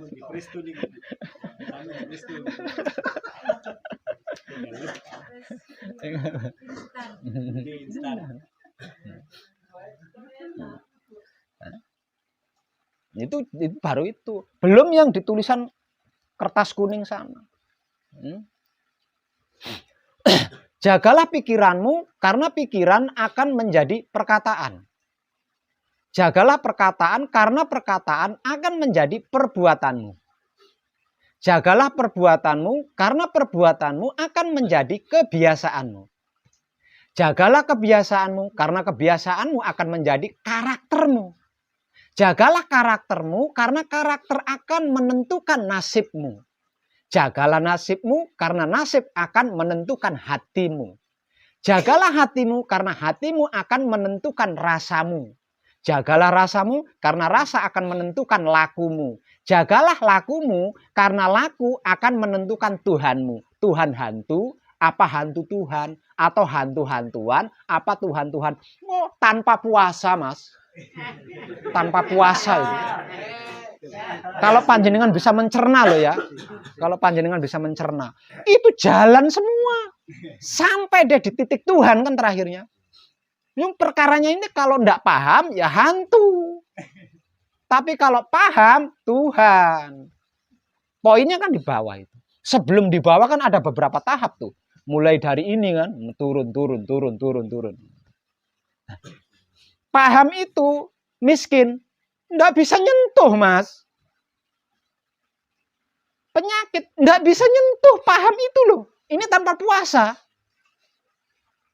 Ya, kalau panjenengan menjaga, penyakit tidak bisa nyentuh panjenengan. Masalah tidak bisa menyentuh panjenengan. Kemiskinan, penderitaan tidak bisa nyentuh panjenengan. Baru itu. Belum lagi di sana. Oh.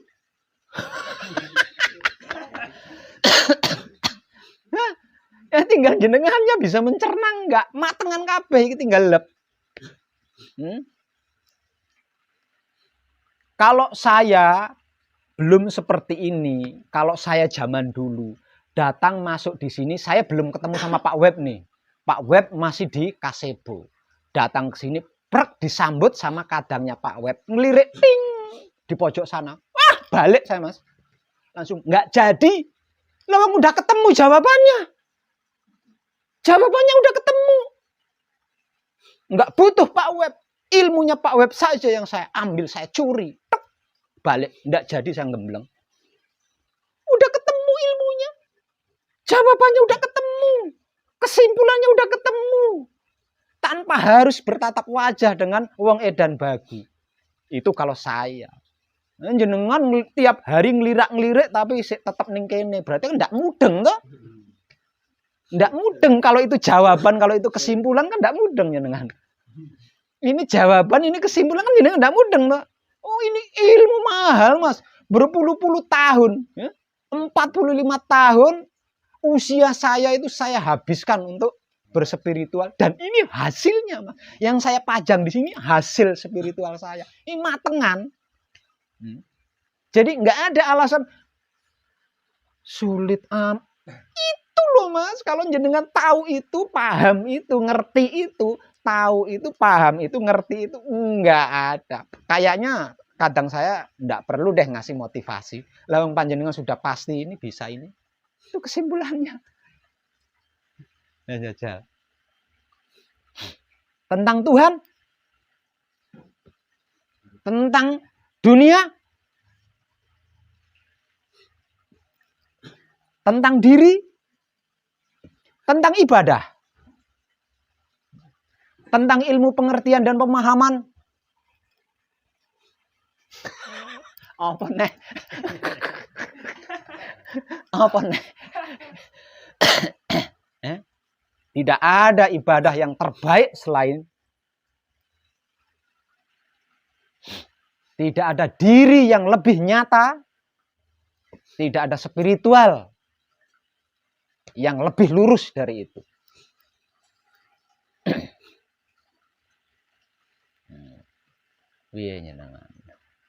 Berbekal ini saja panjenengan bisa mencerna apapun kata-kata yang keluar dari mulut saya. Langsung klik. Berbekal ini loh. Klik, maksudnya ini, maksudnya ini. Oh, tekan keluar dari sini, pulang dari pesanggrahan. Oh, peluru emas saja nggak bisa tuh nembus jenengan.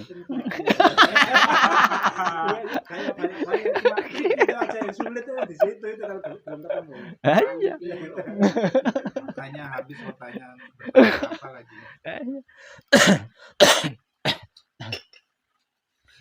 Itu apa, karya saya itu paling banyak digunakan oleh master oleh orang-orang ahli. Tapi dipisah-pisah, ada yang bagian atasnya aja, ada yang bagian bawahnya. Jarang yang yang menyeluruhkan itu. Soalnya kalau semuanya digabung ketahuan kalau itu karya saya. Makanya dipisah-pisah. Bisa ditaruh di Facebook.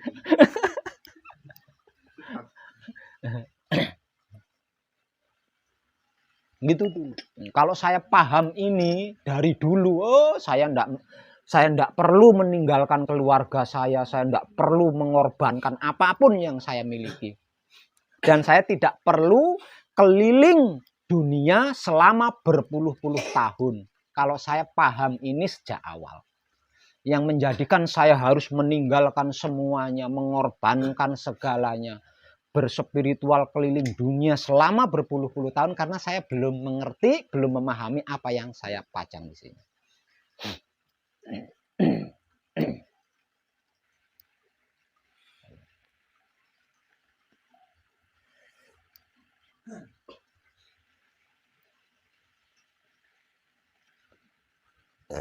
Matur suwun Romo. Oke.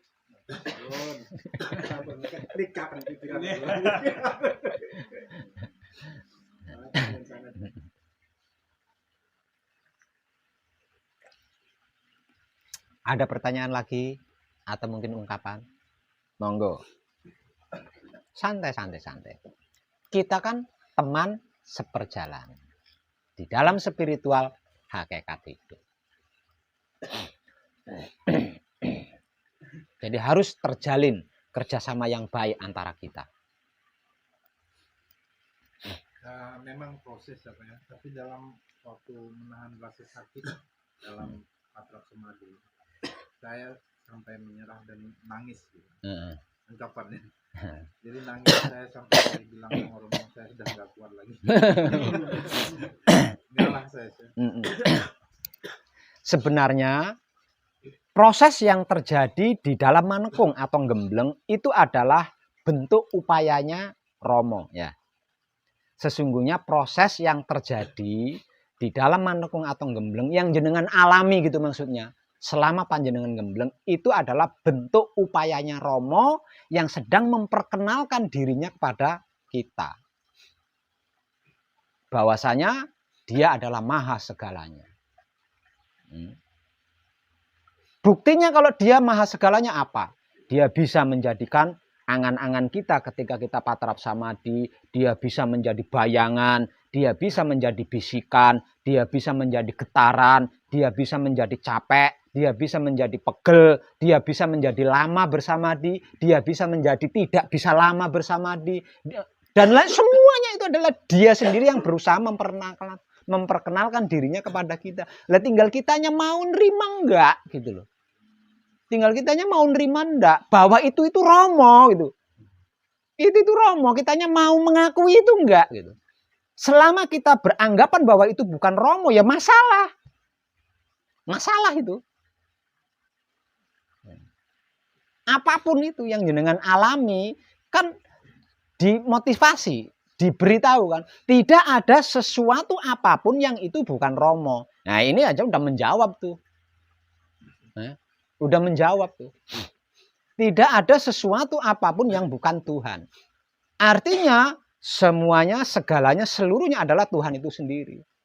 Gusti siapa? Kan Tuhan itu sendiri. Kesimpulannya kan gitu. Ya. Kata-katanya, kalimatnya, tidak ada sesuatu apapun yang itu bukan Tuhan. Gusti ingkang Maha Suci. Siapa coba? Iya kan? Nah, kalau sudah seperti itu, kesimpulannya apa? Tinggal kitanya mau apa enggak? Kan gitu toh. Ya? Jadi nggak bisa mempersalahkan diri kalau nggak kuat. Enggak, itu dia semua. Nah, kalau kitanya enggak mau, lah terus untuk apa kita capek-capek berwahyu pancalaku? Paham wahyu pancalaku enggak? Pasrah kepada Tuhan, menerima keputusan Tuhan, mempersilakan kuasa Tuhan. Ngapain kita capek-capek berwahyu pancalaku kalau enggak mau gitu loh. Ini logika aja loh. Ya?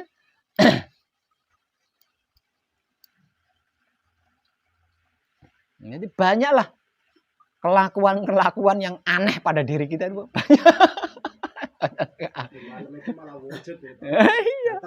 Iya, itu kan Romo sendiri. Tinggal kitanya mau nggak, mau apa Pak Web, mau menikmati rasanya apa tidak, itu dong.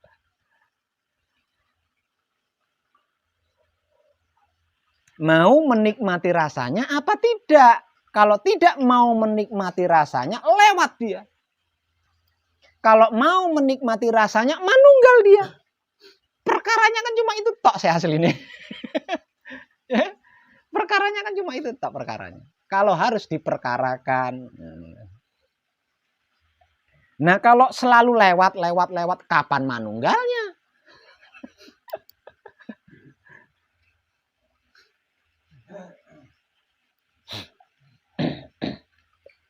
Sebelum melakukan patrap samadhi, diberi motivasi.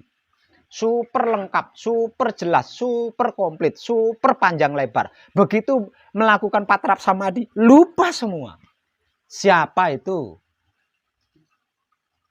Coba siapa? Udah paham, udah ngerti, udah tahu apa dan bagaimana itu wahyu pancagaib. Ketika patrap samadhi atau ketika bersamadhi, bingung. Siapa coba? Yang bingung itu siapa? Nah, ini loh yang lepas dari kesadaran panjenengan. Panjenengan panjenengan sudah mengkhianati diri panjenengan sendiri. Sudah mengingkari. Sudah mengakui. Sudah merebut kekuasaan Romo. Kita tidak bisa membuat kepala pusing, itu enggak bisa. Yang bisa membuat kepala pusing itu adalah Romo. Jadi jangan akui kepalaku pusing. Rumangsane bisa bikin pusing.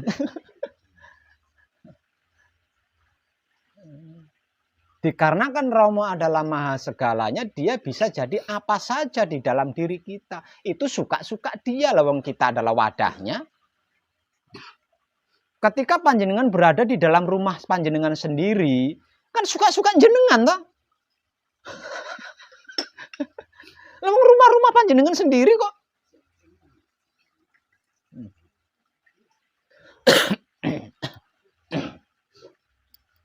Begitu juga dengan Tuhan. Ketika dia berada di dalam rumahnya sendiri, ya suka-suka dia lah.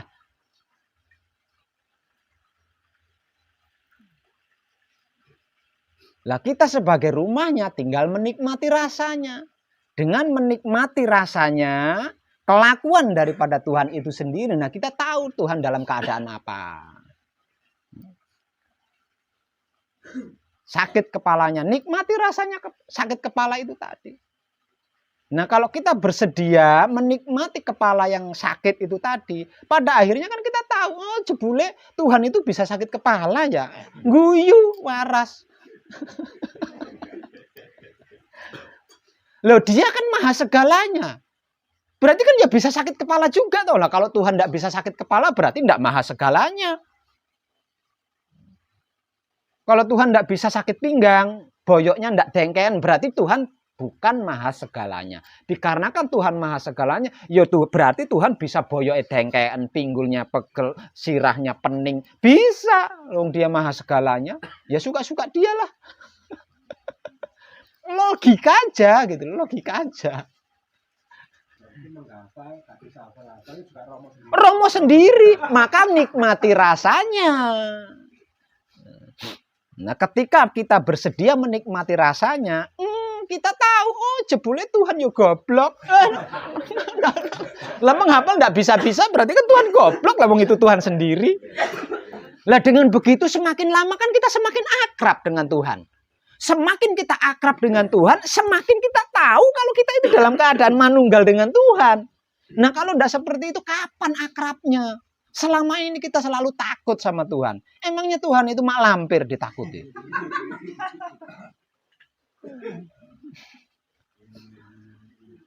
Kita harus akrab sama Tuhan. Agar supaya kita bisa akrab kepada Tuhan, nah kita harus terjadi seperti komunikasi seperti barusan yang saya katakan itu.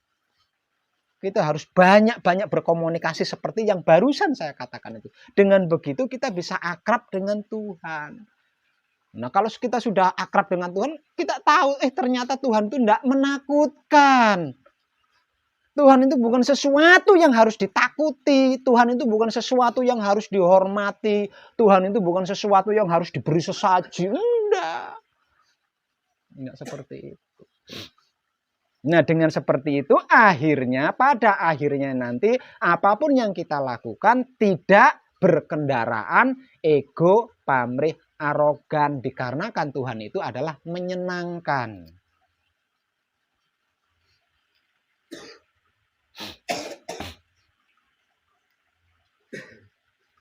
Nah, selama ini kita munafik, takut sama Tuhan, tapi melakukan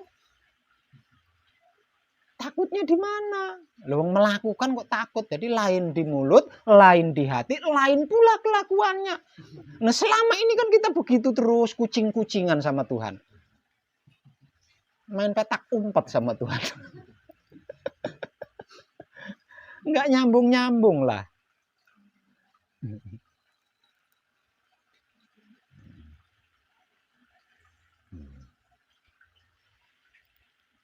Ada ungkapan lagi? Apa Romo itu bisa berbentuk di luar badan kita? Memangnya ikan lohan itu bukan Romo? Pohon-pohonan itu bukan Romo? Seluruh isi alam ini adalah perwujudan Romo. Maka kita harus berkomunikasi. Kalau ingin manunggal jati. Semua perwujudan yang menjadi isi alam ini adalah perwujudan Romo. Semua penyebutan yang menjadi penyebutan isinya alam itu adalah penyebutan Romo. Tidak ada sesuatu apapun yang itu bukan Romo. Apakah jawaban ini kurang?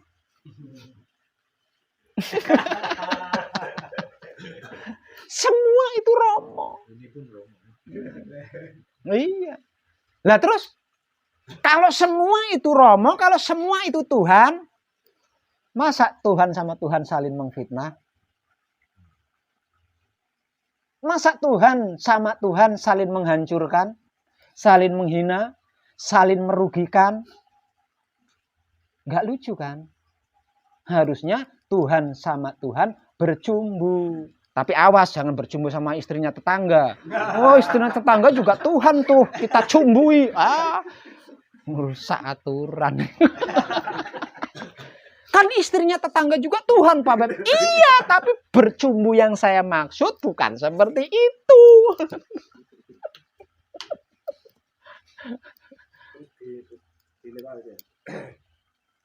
Kalau kita biasanya orang Jawa, mau selamatan kan mau terayam. Nah itu caranya untuk menyempurnakan itu gimana? Loh, panjenengan sudah sampai di tahap apa?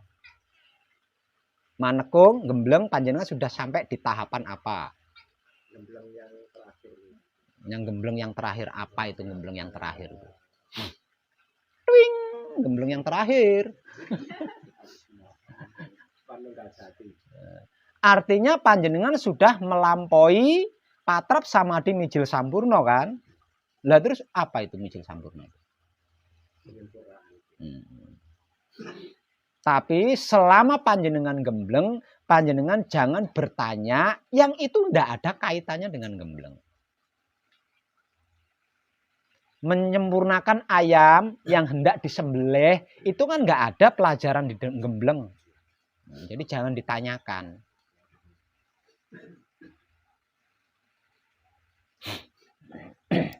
Tapi itu penting Pak Web, kenapa tidak boleh ditanyakan? Panjenengan sedang menuju suci. Kalau panjenengan sudah berhasil menuju suci, jangankan cara menyempurnakan ayam yang disembelih. Menyempurnakan teroris yang disembelih aja bisa. Kalau dalam keadaan manunggal jati. Tidak ada sesuatu apapun yang tidak bisa kita lakukan kalau kita mau. Bukankah kemarin sudah saya katakan seperti itu? Kalau belum bisa, saya kasih hadiah kalau panjenengan berhasil menyelesaikan gembleng. Hadiah dari saya berbentuk buku komplit kunci The Power. Komplit garik mangan.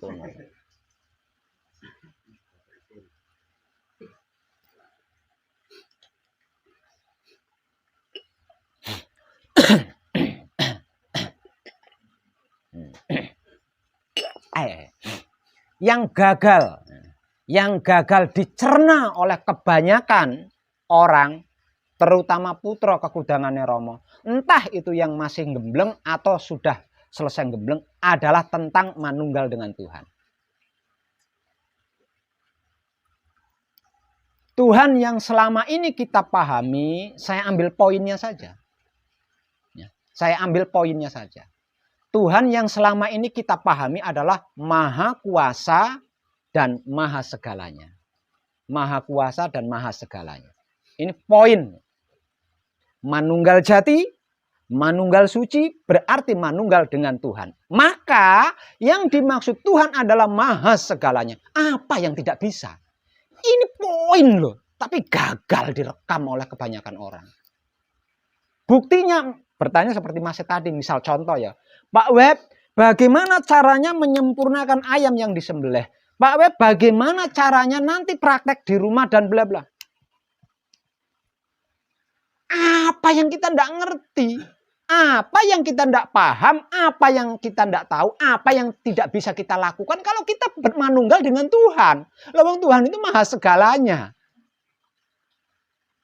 Sederhana sekali kan? Tuhan maha segalanya. Manunggal jati berarti manunggal dengan Tuhan. Kok masih bertanya, kok masih takut? Kalau nanti ada yang tidak ngerti, kalau nanti ada yang tidak paham. Ketakutan ini sudah meragukan Tuhan, sudah menghina Tuhan. Kamu itu manunggal denganku. Kenapa kamu takut tidak ngerti sesuatu? Kenapa kamu takut tidak paham sesuatu? Sementara kamu manunggal denganku dan aku kau katakan maha segalanya. Ingat, kita sedang mengkaji kesadaran dan mempraktekkan kesadaran. Jadi jangan persempit. Kepala kita jangan persempit. Buka seluruh panca indera kita buka. Seluruh panca indera kita buka lebar-lebar. Agar luas. Wawasan kita luas. Pendengaran kita luas. Penglihatan kita luas. Penciuman kita luas. Kata-kata kita luas. Pemikiran kita luas. Banyak yang gagal paham di sini. Manunggal jati adalah manunggal dengan Tuhan. Maka Tuhan adalah maha segalanya. Masih bertanya bagaimana caranya kaya? Berarti gagal paham tuh. Masih bertanya caranya menjadi orang sakti mandraguna seperti apa Pak Web? Bagaimana? Berarti gagal paham.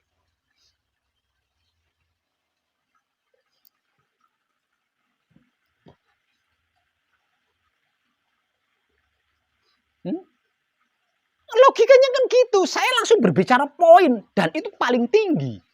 Manunggal jati. Yang berarti manunggal dengan Tuhan. Menyatu dengan Tuhan. Maka Tuhan yang kita kenal selama ini adalah maha segalanya. Kalau ada, berarti kalau ada makhluk yang bisa manunggal dengan Tuhan, apa yang tidak bisa dilakukan oleh makhluk itu? Lah wong Tuhan maha segalanya. Kok masih bertanya tentang cara itu, cara ini, berarti gagal paham nih.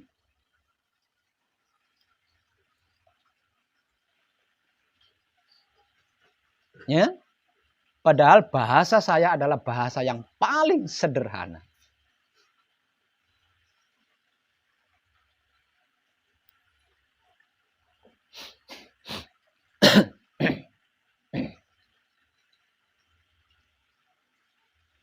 Kira-kira gitu nggak Sufi? Ya. Selama ini kita mengklaim bahwa Tuhan adalah maha segalanya. Ya, selama ini kan kita mengklaim seperti itu kan? Iya. Tuhan adalah maha segalanya.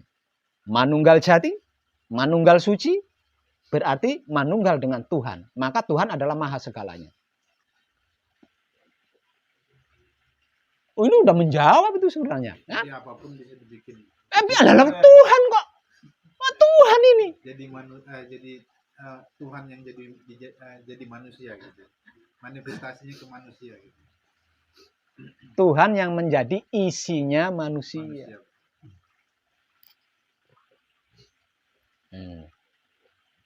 Ini banyak yang kurang paham di sini. Jadi ini casingnya. Nemen. Nah. Jadi kalau masih punya pertanyaan caranya ini berarti gagal paham memaknai manunggal jati. Tidak berhenti di situ. Selain gagal paham memaknai manunggal jati, kita sudah meremehkan, sudah menghina Tuhan. Sudah menghina Tuhan di situ. Lawang manunggal dengan maha segalanya kok takut enggak makan, takut enggak punya rokok. Caranya bikin rokok ini percuma manunggal dengan Tuhan dan kalau tidak mengerti, enggak tahu, enggak bisa. Untuk apa kita manunggal dengan Tuhan kalau tidak bisa? Logikanya kan gitu. Logikanya kan gitu. Untuk apa kita manunggal jati kalau kita enggak bisa? Lawang kita manunggal dengan yang maha segalanya. Yang menjadikan kita tidak bisa itu karena kita gagal paham. Mulut kita mengatakan Tuhan maha segalanya, tapi kita takut tidak mengerti. Padahal kita sedang manunggal dengan yang maha segalanya itu tadi.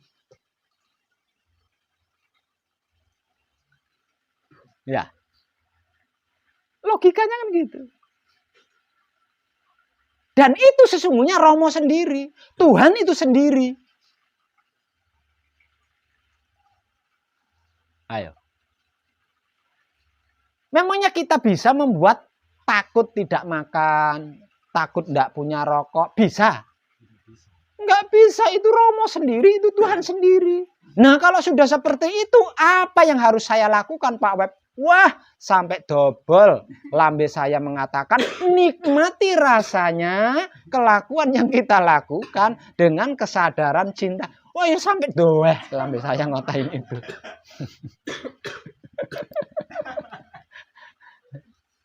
Jadi, kesimpulannya, kalau saya sampai memiliki rasa dan perasaan takut tidak bisa menyempurnakan ayam yang disembelih, tidak perlu diperpanjang, nikmati aja rasanya. Selesai. Karena apa? Karena yang takut tidak bisa menyempurnakan ayam itu ya Romo itu sendiri. Simple. Deket banget tuh, sederhana. Apapun itu, nikmati saja rasanya. Pasti tahu, pasti paham, pasti ngerti. Nggak capek kan, Sufi ya? Selama ini kita kerja terlalu keras. Makanya kecapean. Lah wong seluruh pekerjaan Tuhan kita ambil alih, kita rebut. Ya capek lah.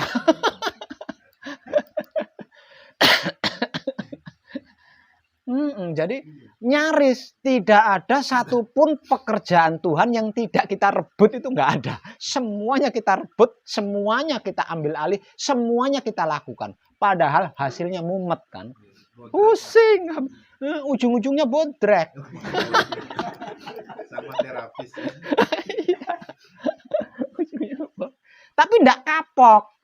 Ya. Setelah minum bodrek, ngerebut pekerjaan Tuhan lagi. Laduh, ini gimana? Ini gimana ceritanya? Nggak kapok-kapok. Tapi Tuhan sendiri yang iya Tuhan kok kapok. sampai mati kita begitu terus Pak Willy. Iya, Kalau nggak ada sampai kita itu bersedia mau menikmati rasanya kelakuan Tuhan. Selama kita belum bersedia mau menikmati rasanya kelakuan Tuhan, kita bulet di situ terus, Sufi. Bulet di situ terus. Kucing-kucingan, main petak umpet di situ seperti 17 Agustus itu. ujungnya rumah sakit. Rumah sakit. Itu minimal, Supi. Minimal. Maksimalnya kuburan. Janji. Kejam juga Tuhan. Lah wong dia maha segalanya. Ya maha kejam juga lah, maha tega. Iya.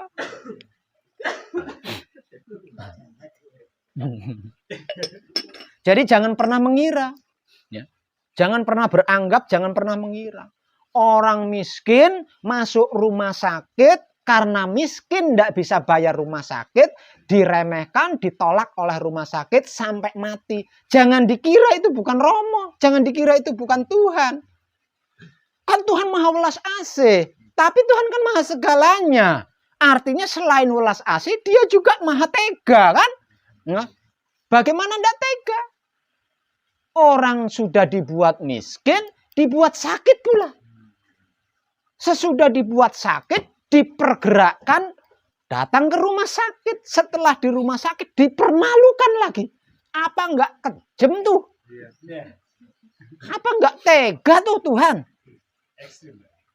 Bahkan ada bayi dilempar ke dalam bak sampah. Iya. Apa enggak tega apa? Cuman kita nggak diajarin yang itu-itu. Ya kita kan diajarin yang baik-baik saja. Nah karena kita diajarin yang baik-baik, akhirnya kita mengeklaim bahwa yang tidak baik itu iblis, setan. Ya kan itu rumit lagi tuh. Nah, kalau yang buruk itu iblis, setan, yang baik itu Tuhan, berarti ada dua penguasa. Satu penguasa kebaikan yaitu Tuhan, satu penguasa keburukan yaitu iblis. Nah, kalau ada dua penguasa berarti Tuhan itu tidak esa. Iya kan? Ada yang ekstrim lagi. Dia sendiri yang ngesek. Iya kan? Dia sendiri yang melakukan seks. Setelah hamil, hasil ngeseknya dibuang ke tempat sampah. Apa enggak? Itu kalau bukan Tuhan, kalau siapa? Bodoh dan ruginya makhluk yang tidak bisa menyadari itu. Dan pasti dia bingung banget tuh di situ.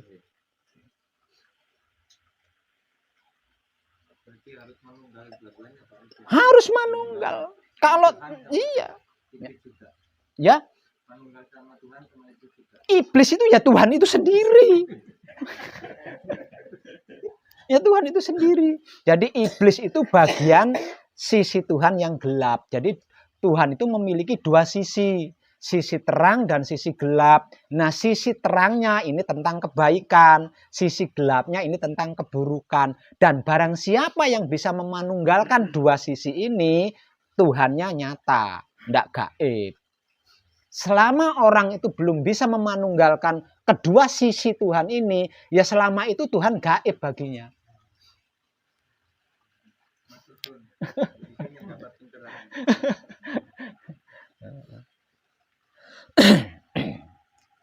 Jadi kesimpulannya, kalau ingin selamat, kalau ingin tentram, kalau ingin langgeng abadi, tidak ada cara lain, tidak ada teknik lain selain manunggal, menjadi satu kesatuan dengan Tuhan. Itu kesimpulan terakhir. Karena selagi kita belum bisa manunggal dengan Tuhan, maka selama itulah kita akan bermasalah. Karena Tuhan itu sendiri yang bikin. Iya. Iya. Kehadirannya. Ini loh aku. Nah, kitanya kan nggak nerima-nerima. Ya, untungnya Tuhan nggak punya capek. Coba kalau Tuhan capek, aku berpenampilan seperti ini kau tolak. Aku berpenampilan seperti ini kau tolak. Lah terus apa sih capek akhirnya tidur Tuhan, jangan. Sayangnya Tuhan tidak seperti itu. Dia walau betapapun kita tolak, betapapun kita hianati, betapapun kita klaim itu klaim ini, dia tidak pernah berhenti menunjukkan, menyalurkan cinta kasih sayangnya kepada seluruh makhluknya. Sampai makhluk itu tercerahkan. Itu hebatnya Tuhan yang tidak kita miliki. Ya, ya. Coba kalau kita sekali dua kali, ya udah ya kan. Nah, kalau Tuhan enggak, dia terus selalu memberikan kesempatan. Gagal diberi kesempatan lagi, enggak bisa diberi kesempatan lagi, nolak diberi kesempatan lagi, terus gitu. Sampai benar-benar tercerahkan.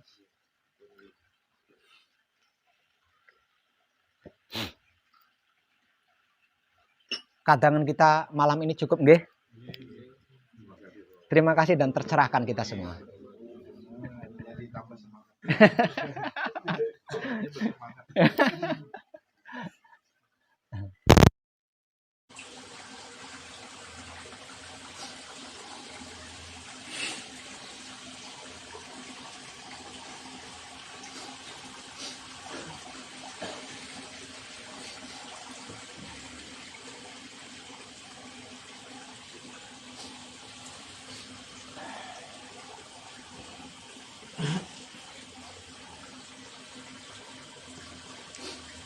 Matur suwun, matur suwun.